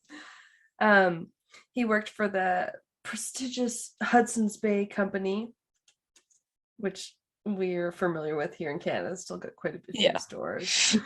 Fun fact, it's now American owned, bought by Jerry Zucker for $1.1 billion US dollars in 2006.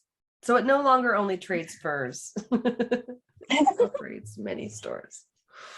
It sounds just like Tim Hortons being bought out by Americans. Right. I think, and now it's basically like anytime Starbucks introduces anything, Tim Hortons does like 2 months later. It's basically the same thing. Oh, yeah. So that was just a little bit about the first guys said to have found them in our neck of the woods. Because he's Alberta, right? He's in Alberta. Are there sightings in Alberta? I would say BC, Alberta. A lot of times it said BC reported the most from what I read, which I think I mentioned a little later on. And then this guy eventually, he went up through Montana and the Rocky Mountains, and then he eventually settled in Quebec near a place called Terrebonne. I know.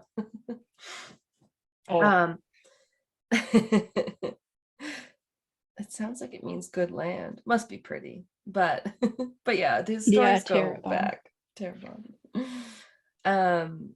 Bigfoot creature stories have been around for centuries, and the first major appearance in the media was in 1958 when journalist Andrew Genzoli printed a letter that they received from one of their readers.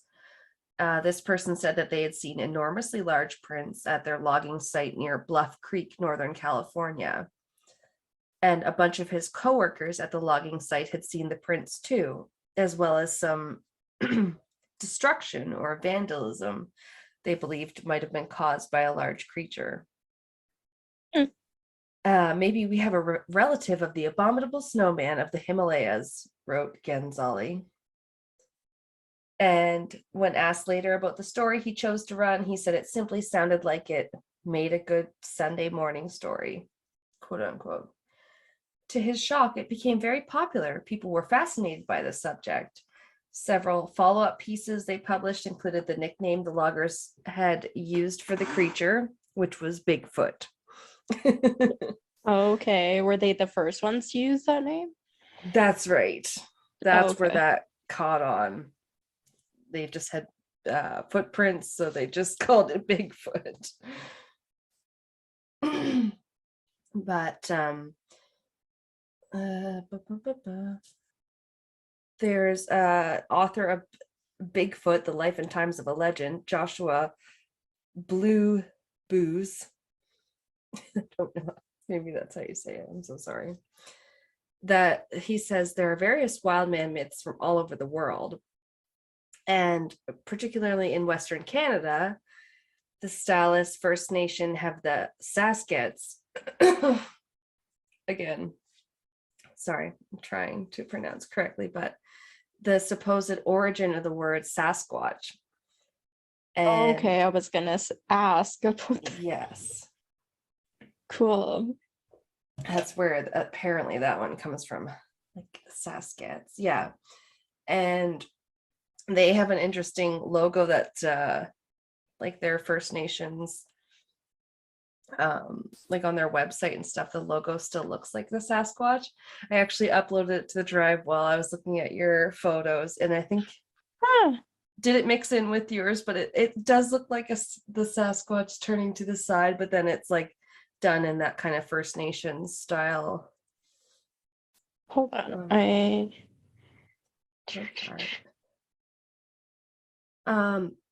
Oh, and just to finish off this point while you're looking it up, they are found in the southern part of BC, just like my man Pat, but from around areas specifically around Harrison Lake to Stave Lake and along the Fraser River.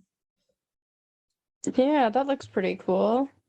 Yeah, it was like all over their website. I was like, oh, cool. They like definitely embrace this creature. And yeah, I'll talk about it a little bit in First Nations culture. Yeah, it looks like bird head like hands though. It's got like a beak and like eyes. Ooh. You notice that? Yeah, because it's that kind of, I don't know what to call that style, but like similar to what you see like when you see a totem pole. It's that kind of specific First Nation style of like art where everything is part of the creature, but then maybe the creature is made up of other creatures. Yeah, I'm like, the face kind of creeps me out with those teeth, and like maybe it's the eyes. I don't know. It just kind of creeps me out. Yeah, it's got like these big kind of staring eyes and this like wide mouth too. But it's got that individual Sasquatch teeth pose, like the the walking. But yeah, the pose is like we'll get to it. Yeah, that was the first reference to Bigfoot, quote unquote. And there was actually a TV show called Truth or Consequences that ended up offering $1,000. I think I wrote that right. $1,000. That doesn't sound like a lot. Maybe it was 10,000. Yeah. Would you prove the existence of Bigfoot for $1,000? What year is it? I think this is still probably 60s or 70s, maybe after that 50s article. Oh yeah, because this is the next point, is that famous video mostly known as the Patterson-Gimlin video, where we get the most famous picture of a Sasquatch or a Bigfoot walking, was filmed by Bob Gimlin and Roger Patterson. So, the walking one, the picture where it's looking back at you. It's the one. It's like Loch Ness. It's like when you look up that and you get the one picture. It's like Bigfoot, 100,000 times. Picture. Yeah. But these two guys were, quote, former rodeo men from Yakima County in Washington. So it ain't their first rodeo, ladies. And this footage was shot in 1967 in Bluff Creek, California. So interestingly, it seemed to be around the same area as the footprints were first found that were written about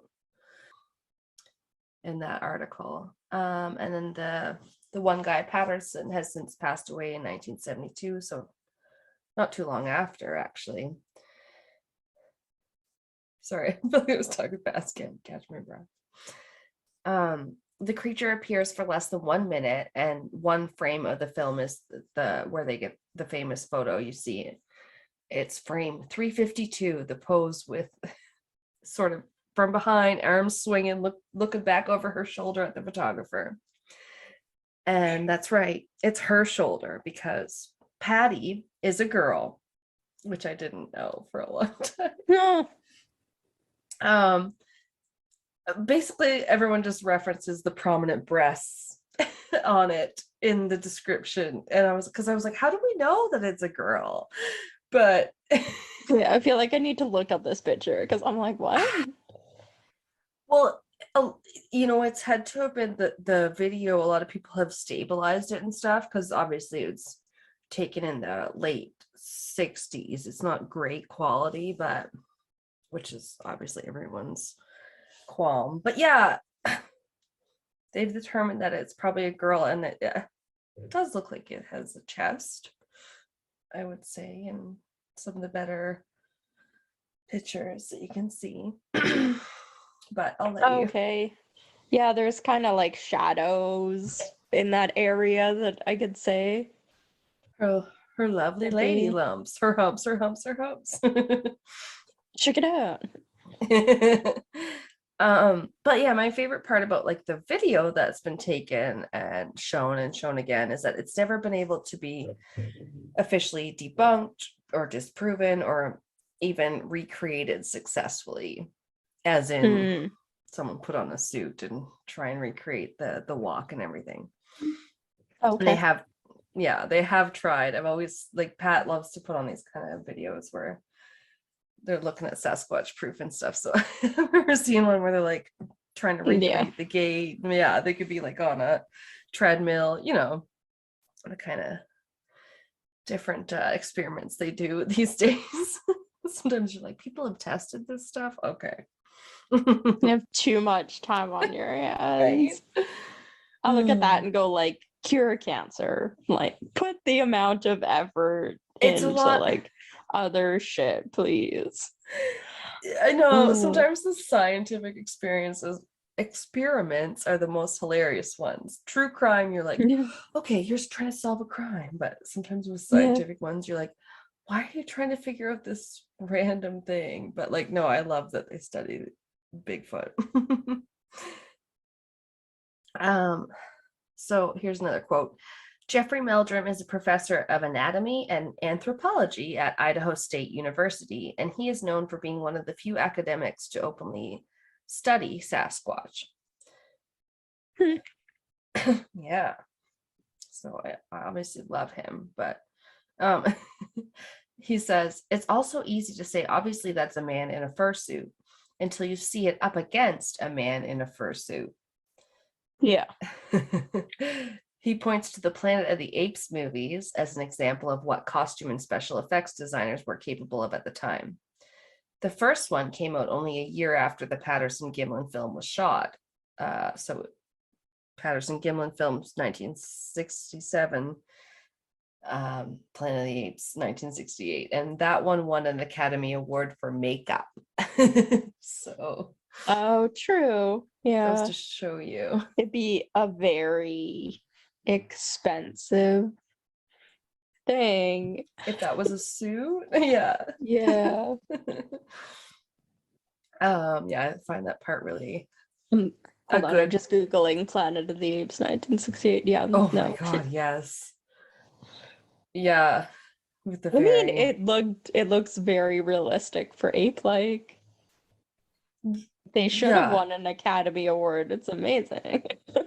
Oh yeah, especially for the time. Yeah. But like it definitely, yeah. Well, he says, and then in the sequel in 1970, the next year, they have a scene where they have the ape men with their bare chests exposed. Jeffrey Meldrum compares them to a well-known figure. He says they look like big hairy Pillsbury doughboys. When they have their shirts off in the, it's like a scene where they're like going into a hot tub or a steam room or something, so a bunch of them have like their shirts off. They're not wearing the the monkey suits. No, they're not wearing their monkey clothes. Oh, okay. The actors aren't. Well, Right?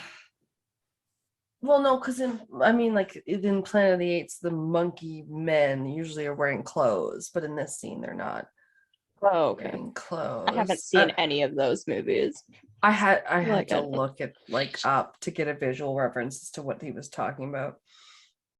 But he's like, they don't look anything like the Bigfoot in the video because you can't see muscle definition and stuff, which is what he's trying to teach to his students and his anthropology students.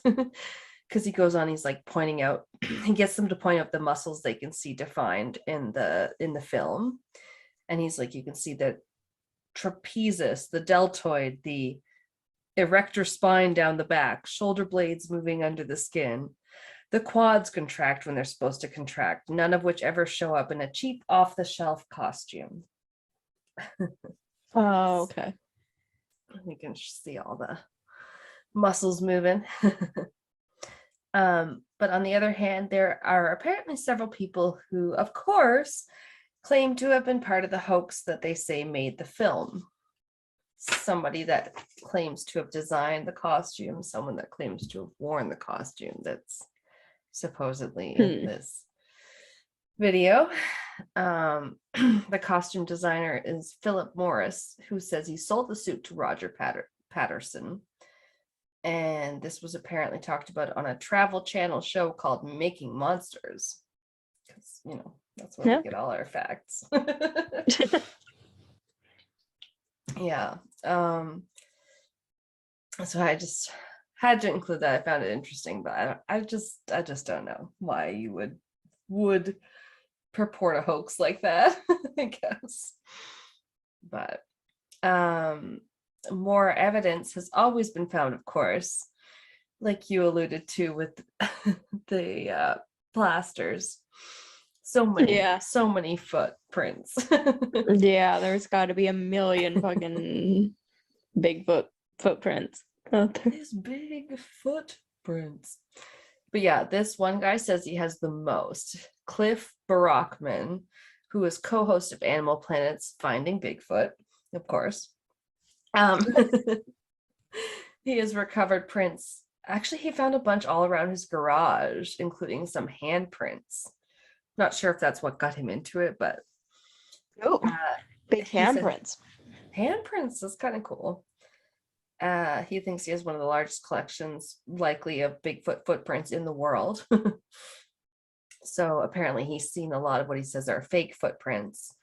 And no one has been able to really recreate or debunk the Patterson Gimlin footprints that they found near where the video was taken also. So that's cool.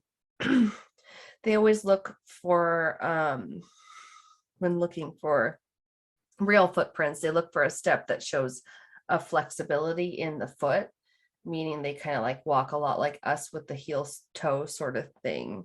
I guess it must be different than monkeys, probably. Yeah.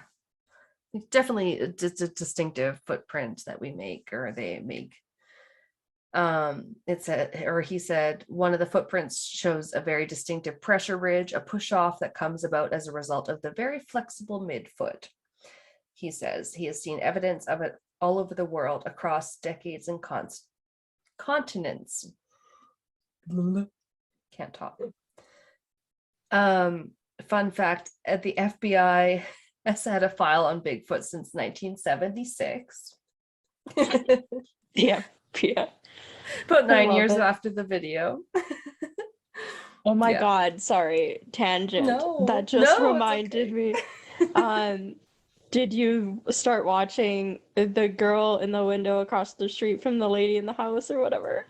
No, I haven't. Oh my God. It's so it doesn't play like a comedy, or that it's a satire on like the girl in the window and like the girl in the house, or like the woman in the house, whatever. Because I've seen a couple of the movies, and it doesn't super play as like a satire, like comedy, and it's supposed to be like a ripoff to tell you like just kind of how stupid these movies are. Yeah. It kind of plays as like a legit, like actual like murder mystery, like thriller, but every once in a while they like throw in some weird shit. So I think I heard that, yeah. Yeah, so like randomly in the one episode you're just watching, and out of nowhere they're like, yeah, her daughter died, and you're like, okay, and she like hallucinates her daughter because she mixes like alcohol with like her medication and stuff. Oh no. So she's like seeing her daughter, and then they're like, how did your daughter die? And she's like, well, and then it goes into like this flashback of the fact that it was take your daughter to work day, and her daughter went with her dad, who was an FBI profiler that happened to be going on take your daughter to work day to interview a serial killer in prison who was known to kill and eat people. So she's in the interview with her dad and the serial killer in the room, and her dad, for some reason, like the police come in and say like there's a call for you or like something, and they take her dad away and leave her alone, so that it's like you're left being like, wait, she was killed and eaten by a serial killer on take your daughter to work day? And they're just like, yeah. And it cuts back to like her, I can't remember her name. Why am I spacing out her name? She's amazing. Kristen Bell, and she's like crying, and she's like, it was horrific, and you're like, wait, what? Because it's like such a serious show, and you're like, just fucking killed on take your, and then like just weird shit like that where it's like totally serious, and then you're like, wait, what? And then they had another thing that was like all serious, and she thinks this guy's transporting a body, and then she's like, no, I need to see inside of the duffel bag, and he opens it, he's fine, and she's like, what the fuck is this? And he's like, it's my ventriloquist dummy. And he pulls out a ventriloquist dummy of himself. And they're like, my wife died. They say laughter is the best medicine. So I made up a comedy routine. And now I do open mic nights with myself. And it's like, what? Like, oh my God. Bizarre. And it doesn't happen in every episode, but you're like watching it because it seems like a very serious show. And it's like very intense. And then you're just like, oh my God. Something just like super weird happens. Like, you're like, okay, you got me. Like, because you forget it's kind of like a satire, and the entire premise is that it's supposed to be making fun of these movies. I read that some people, or I thought that some people didn't really realize that and started watching and being like, huh? Yeah. Because it's not like though. overly done. Yeah. Some of her voiceover stuff, you're like, wait, what? Because it'll just go. The one I watched was just like a weaving thing about like blah blah blah blah blah blah, and it just went on forever. And by the end of it, you're like, what was even the start of her voiceover? You're just like, it's been going on for so long. Yeah. Anyway, when you mentioned the FBI, I was like, oh my God. I was like, I wanted to ask you if you had been watching it because it's so stupid. I want to watch that. I've been too wrapped up. We've been binging that. It's funny, but the episodes are long. They're like half an hour or something. Normally, like a full half hour. Okay, I was like, well, like a comedy. It's. Well, I suppose. Yeah. Pat and I've been watching these people play Dungeons and Dragons on YouTube, sometimes like 4 hours. So, I can't do that. I'd watch that. Also watch the one Caitlin was telling me about, and I've heard about a bit that was like, it's murder or something. Yeah. It's like half improv, or yeah, it sounds pretty funny. Yeah, that one was good. Arnett. Yeah, that one was pretty funny. I gotta watch that too. Oh my god. We'll do that if I ever get done this. No, just kidding. No, but the only funny thing about that was it's just a short little bit. It's Bigfoot was so huge. Oh, director Peter Byrne of the Bigfoot Info Center and exhibition in God, I should have looked this up because it's a place called the Dallas, Oregon, I guess. Oh. Yeah. But they I guess they had a Bigfoot info center and they decided to send in some suspected Sasquatch hairs for analysis, and they send them to the FBI. So that's why they ended up having a file on them. But I was like reading about that at this time Bigfoot was so huge, big, if you will, in popularity that he had made a cameo in the $6 Million Man movie. Oh gosh. Quote, Jay Cochran, Junior Assistant Director to the FBI's Scientific and Technical Services Division, wrote back to Byrne that he couldn't find any evidence of the FBI analyzing suspected Bigfoot hair, that the FBI usually only examined physical evidence related to a criminal investigation. But they made an exception and tested it. And unfortunately, it was just deer hair. Okay, I was gonna say, I mean, if you do need to identify unidentified hair, you'd probably want to go to the FBI. I feel like they'd have the biggest, like, collection of identifiable hair, and if they didn't, they'd have probably the best connections to be able to identify it. Yeah, you're like, if you'll give me the time, I would love to know. Yeah. My dog's screaming out there, speaking of animal markings. And then this was about something that came up about the initial footprints found, but they printed an article about that one that came out in 1958 where they first coined the term Bigfoot. But one of the loggers that worked at the site, Ray L. Wallace, apparently told his kids on his deathbed that he confessed that he made up the footprints and that it was a hoax that he did because he just loved pranks. And they were like, oh yeah, he loved pranks. He just loved pranks. And this what's the point? Joke. Stupid. Yeah. Oh, I know. They said he even reported sightings and even recorded Bigfoot sounds and even used a wooden foot to make tracks at that area. Yeah. I was like, what? Again, don't you have anything better to do with your life? Like, I know. Which is why sometimes those ones I'm like, did you take the time to do a prank and never tell anybody about it other than your family? Or did you just think it was funny as a prank to confess, quote unquote, something to your family on your deathbed to get attention? I don't know. Yeah, weird. Yeah. There's definitely been some sightings. I don't know. There's a couple of just the little anecdotal ones on a few websites of people having interactions that they talked about. There was Kathy Strain, a forest archaeologist in California, who says she has seen Bigfoot on 3 separate occasions. Oh, shit. Yeah, I'm one of these jerks that doesn't look up things how to pronounce them. Ouachita Mountains of Oklahoma. They're like Ouachita. Ouachita? Sure. Ouachita. No. The first time was in 2012 when she and a group of 3 other people purportedly saw a big one and a little one completely covered in very dark hair walking towards them in broad daylight. I jumped up and I said, there they are. And I ran at them. The 52-year-old from Sonora, California told Global News. Run directly at them. Why? Why? They trained her on wilderness safety. Yeah, run towards the bear.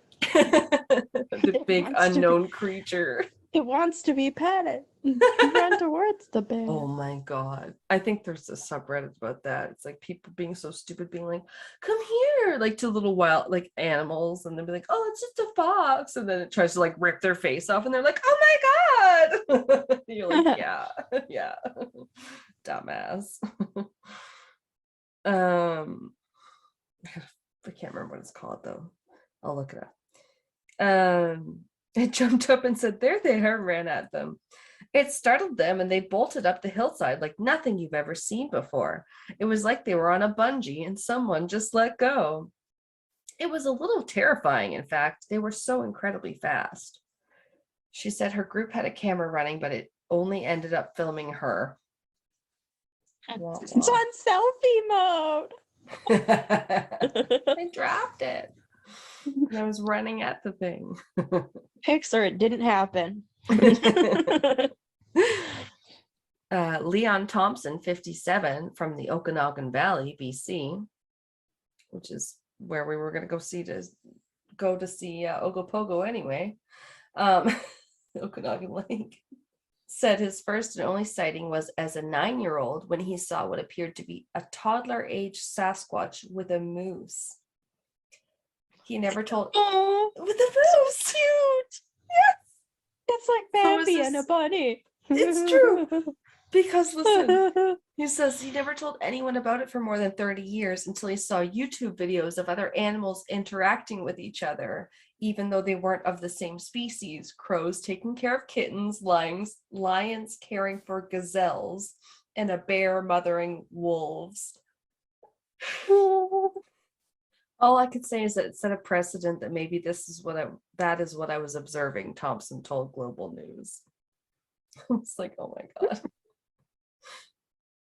Inspired by what he saw and curious to dig deeper into other people's belief systems, in 2016, Thompson founded Bigfoot Okanagan, a group dedicated to archiving and verifying evidence of Bigfoot or Sasquatch experiences. You're lucky I didn't say archiving, because one time I read archives wrong out loud to Pat and he never let me forget it. The archives. Never live it down. In the last 5 years, the closest they've come to verifying an alleged sighting is through tracks. The hard part for us is if we don't see a Sasquatch or clear evidence that something large, hairy, and bipedal is roaming around, we are cautious to claim it to be 100% factual, says Thompson. I mean, yeah. Everyone's looking for the evidence. My favorite, and the one that Pat's always playing, I think I've probably played his videos, or we have when you've been over before, is this guy called Todd Standing. Yeah, he's like, yeah, I mean, it's got some good evidence, in my opinion. This guy had his first encounter with Sasquatch in 2005, and this filmmaker and wilderness guide is from Edmonton, just like us. Oh, I didn't know that. Yeah. I knew he went on excursions not too far from here, like on the Alberta border or whatever. The first time he saw one, it was about 9 feet tall with a human-like face in the Rocky Mountains in BC, and it stood up and sat down as he looked on. So that was the first time you saw one, I guess. And he now hosts private small group tours to show people the Sasquatch in their home. He said, quote, over 80% of people I take out are either having a live interaction or a sighting with a Sasquatch. 80%. It's like a guaranteed tour, man. Yeah. We should do it. Oh. What does it cost? I know, right? Probably a lot. And to myself, I thought, I wonder if he shoots raisins at them. Covers the roof in honey. But I know that he has one video where he puts 3 apples out on the branch of a tree at nighttime. And then from one like frame of the video to the other, you can see that one of them gets snatched away. It's really cool. I like that one. It was like somebody was like, thank you, I'll take that. And then he shows after like how high up the branch was, and it's like really fucking high because like I don't know, Sasquatch are really fucking tall, and apparently so is Mothman, which I found really surprising. Yeah. Forgot he was so tall. Yeah. He's a big mossy man. He's a Mothman, not a moth boy. Big honky Mothman. Oh my With an 8-pack. And buns literally made out of steel. Clap it though. Clap that ass.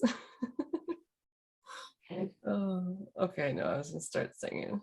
Don't like none if you ain't got buns, hun. But shows like Survivor Man with Les Stroud have featured Todd, and he has had a documentary called Discovery Bigfoot. And he says the species are clearly out there and they're trying to communicate with us with the tree breaks and the signs they leave behind. His video, this is probably one of my favorite ones because it's kind of like he zooms in to like it looks like the face of one of them behind, like kind of hidden behind a tree branch, but like really it's really clear. And then it blinks. It's shown blinking. That one of his videos has like 300,000 views. So said this global news article.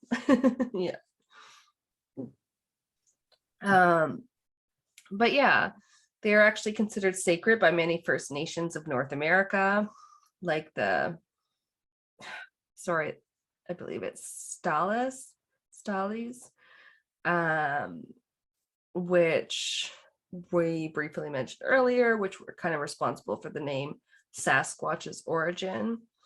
And their website has the Sasquatchy like, creature.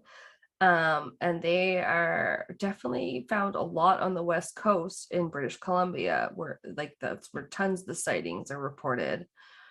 And a lot of these First Nations just believe the Bigfoot is like a protector of the land.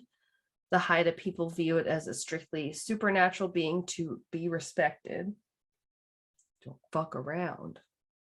I mean, yeah, like you would want to. But like, no. I love the like idea that it's a protector of the land. That's cool. Yeah. Other provinces in Canada have reports of them, like thousands in the territories too, so up near Alaska for those of you that aren't from Canada. And there have been sightings almost all across Canada, including Ontario, Manitoba, even as far as doing in Manitoba. Newfoundland. Manitoba's got polar bears. Manitoba's crazy. Manitoba's got polar bears? Oh my God. Churchill, Manitoba, you can take tours there to see polar bears. Yeah. I know. I don't think it's that much farther north than say we are here in Alberta, but it's along the Hudson's Bay, and I don't know if they love the ice and the snow, but they just fucking love it there. Wow. Crazy. Canada blows my mind sometimes. Canada's crazy. I know people take excursions to Churchill, Manitoba for like thousands of dollars to try and see a polar bear. My friend Lori, when I was in travel, she got to go on one of them on like a travel agent trip. Yeah. Can you imagine? You're on a safari and you're like hoping to see a polar bear. It's basically a safari. This is kind of fun fact. Todd Standing has even tried to sue Fish and Wildlife for not recognizing Bigfoot as a protected creature. He's tried twice, I guess. And he lost. I mean, I appreciate the effort because but like from their side, what's the point of not? Like, yeah, nobody's gonna put money into researching it if you're not gonna say like, well, it's really a creature. So yeah, you should at least let people look. At least give us thousands of dollars to go looking for Bigfoot. I'll sign right up. But yeah, I definitely think videos are worth talking about. Sorry. I was just gonna say, you gotta pay my salary enough I can quit my job and just walk through forests. Well, that's why I appreciate these people that do this like on their own time and they're on their own dime, you know. Yeah, it's just a lot. Just like we do with the podcast. Getting lost in the forest, Blair Witch style. Oh, yes. And that's about it on the Bigfoot. I have a little bit on some of the other ones around the world, like the Yetis. Lord knows how long we're going on, but it was again a British explorer in 1951 that seemed to discover Yetis. He was looking for an alternate route around Mount Everest, as one does. His name was Eric Shipton, and he found a footprint near the slopes of Everest that appeared to be a hominoid. We used to call my brother a Yeti. He would whoop as he come down the stairs. Whoop, whoop, whoop, whoop. Nice. Apparently the word Yeti is a Sherpa word for the wild man. But they're typically found throughout the Himalayas in Asia, like Nepal, Bhutan, India, China, and even Russia. If one finds him, which we can't, but evidence. Yeah. But he's sometimes depicted as like white furred. That's the only real difference that I ever see. Yeah. And he's got his kind of super fan, just like Bigfoot does with those other guys. There's a man named Daniel Taylor who's been searching for signs of this abominable snowman in the Himalayas since he was a child. Over 60 years now. Wow. Yes, he has a book called Yeti, The Ecology of a Mystery. He lives in West Virginia, but lived in Asia as a kid, where his grandparents ended up explaining to him about the Yeti, myth. Because people were like, oh yeah, that's just the Yeti. And he's like, the what now? And then he was fascinated by the photo taken by that British explorer Eric Shipton of the giant footprint he had found in 1951. This was taken at the Menlung Glacier just west of Mount Everest on the Nepal-Tibet border. Anyway, I thought that was interesting because we have glaciers here in Alberta too, and obviously they would love areas that are uninhabited, cold, maybe deserted. Yeah. That's a really good picture of this footprint. It was in like this hard crust of snow, so it was very, very clearly defined. And some said it was almost like a plaster of Paris cast. Oh. Yeah, he didn't take a cast, but he took a picture because it was in the snow. And it was fucking the 60s or whatever. Yeah. But the footprint was about 13 inches. So it's a big foot. Mm-hmm. Wow. As they say. And then there were numerous expeditions that followed the first discovery of that footprint, people looking for the Yeti. There were a few headed up by an American oil man, literally named Tom Slick. Oh God, it's very fitting. Perfect name. Yeah, Slick man. Greasy, gross man. Yeah. Last name Slick. He's literally. At one point, the World Encyclopedia approached Edmund Hillary. That was the guy that first did Everest, I believe. And he said, we shouldn't just go and Yeti searching. We should study how people live at high altitude. Like they wanted him to search Yetis, and he was like, but we should also just figure this out. So they built a house at like 19,000 feet to really like study high altitude living too. Okay. You can do both, I guess. Yeah, I don't think they found a lot in the Yeti. It doesn't seem like it. And then that guy that did spend his whole life studying the Yeti, Daniel Taylor, even though he didn't really find a whole lot either, other than some prints here and there, he had a very positive effect on the region. He was advising locals of the clear cutting that he saw happening in the area he was searching, which is this big forested, like uninhabited area. So, but then people were coming in and clear cutting and cutting down the trees and stuff. And after working with them, yeah, it's pretty cool. It's been declared an official national park. Oh, that's really good. Yeah, I was like, that's pretty cool. It's the Makula Barun National Park, and it even has a little trail they have dubbed the Yeti Trail. Oh. Oh yeah, oh good. Okay.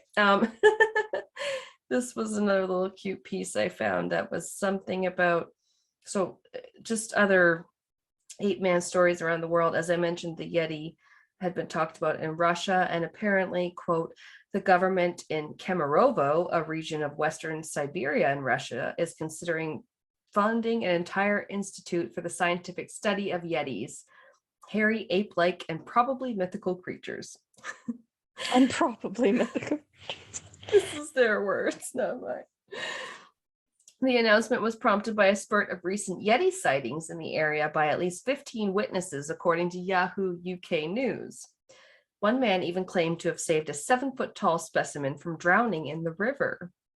Holy shit. Okay. Barely remember reading that earlier. Okay. Afanasy Kiskarov of the town of Tashtagal, who saved the drowning humanoid, described them thus. Their bodies were covered in red and black fur, and they could climb trees. And you didn't think to grab some fur when you were saving him from drowning? I've been like, climb trees, and you could still save him from drowning. Okay. Yeah. He must be huge. Yeah, you must be 8 foot tall to save the 7-foot-tall humanoid. You must be Mothman. Did you give him CPR? Did you make out with the humanoid? But yeah, they said organizing an institute or a scientific center would be a logical continuation of research into the Yeti, a regional official told the French news agency AFP. And that was from an article on Live Science. Oh, Russia. Anyway, we can't joke too much about them right now. The tension is too high. So moving on. Yeah. Australia has one called the Yowie. Okay. I don't think I've heard about that. I don't think I had either. It's apparently also called the Yahoo, the Yuri, the Hairy Man, or the Yahoo. Yahoo! No. Sorry. He runs his own website? Yahoo! Yes.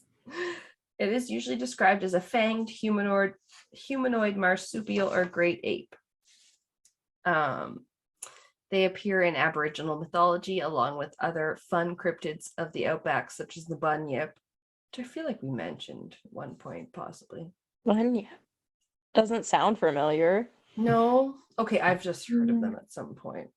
Anyway, we'll have to do Australian lore one. Write that down. Okay. Now, these guys in Australia, the Yowie, are typically between 5 and 9 feet tall. 5 feet. Come on, they're just as short as me. Yeah, they're. They have a large red mouth, talon claws, 2 large fang-like canines, and brown or reddish fur. So they have really big teeth. Yeah. I should have put a picture up of them too. I'll do it on our Instagram. Yeah, they're kind of weird because of the teeth. They have very ape-like features, and many believe they are a form of great ape.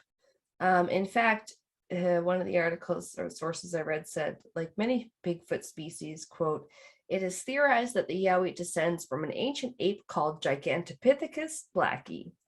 While the Giganto-Bigfoot theory may be valid, it is highly unlikely that the Yowie descends from the same Asian ape, as creatures from Asia never made it to Australia due to sea depth and vice versa. Creatures from Australia never made it to Asia. This separation is marked by the Wallace line. I mean, okay, so it's a different big old ape creature then? They could have been brought by ship. By humans. Maybe.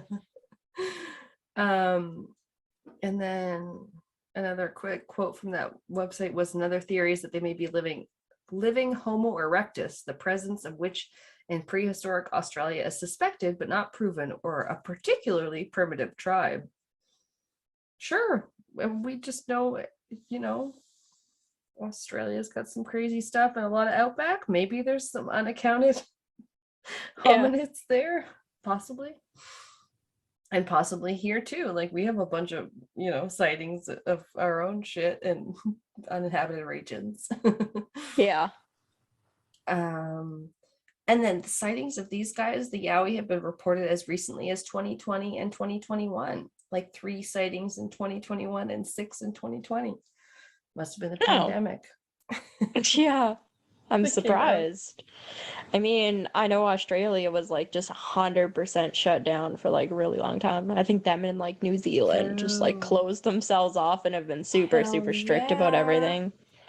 Good for them. I'm really like amazed at that and like impressed with the New Zealand Prime Minister there. That she's like one of the only ladies also to have had a baby while serving as the head of a country too. So cool. Yeah. But lastly, there's one in South America called the Mapinguari, and Malaysia has the Orang Minyak or oily man monster. And all of these legends sprung up independently of one another. Sorry, that was my last. Yeah, perfect. Yeah, oily man. Yeah, I'm like, oh, great name, oily man. That guy conditions Bigfoot more than the other Bigfoots. Purple essences, oily man. Yeah. And then he's on day 4. He's got a shampoo. Yeah. It's a good wash day. Yes. And that is it for Classic Cryptids, y'all. Thank you so much for tuning in. The happy Podiversary. We did it a whole year. That's crazy. Yes. And thank you again for listening. Yes. It wouldn't be the same if I didn't see the downloads coming in. I know. Yeah. You guys like it. Some of you download it as soon as it comes out. It always makes me, my little shriveled heart, happy. And what did we decide next week?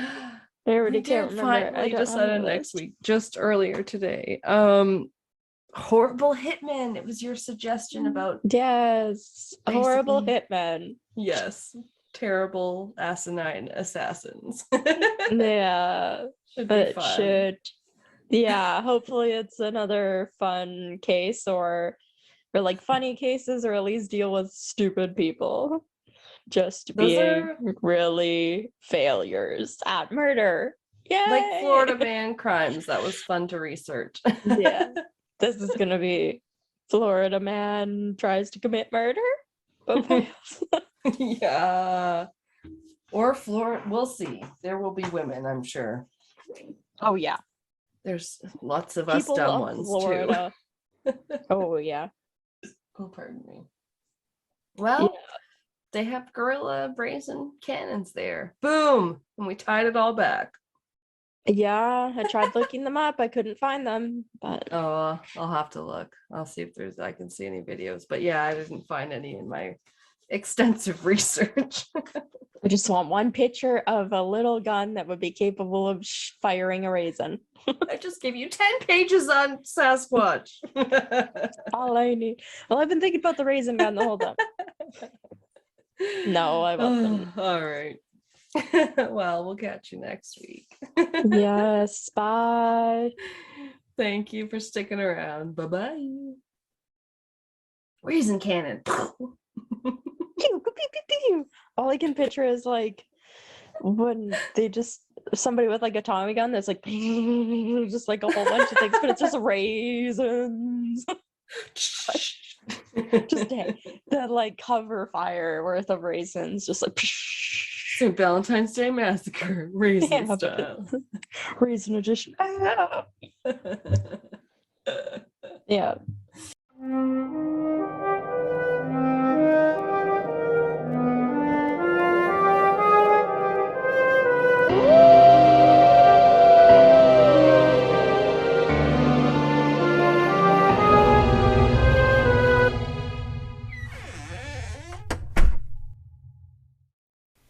This has been Castles and Cryptids. You can listen to our podcast on Spotify, Apple Podcast, Google Podcast, Anchor, Breaker, Pocket Cast, and our YouTube channel.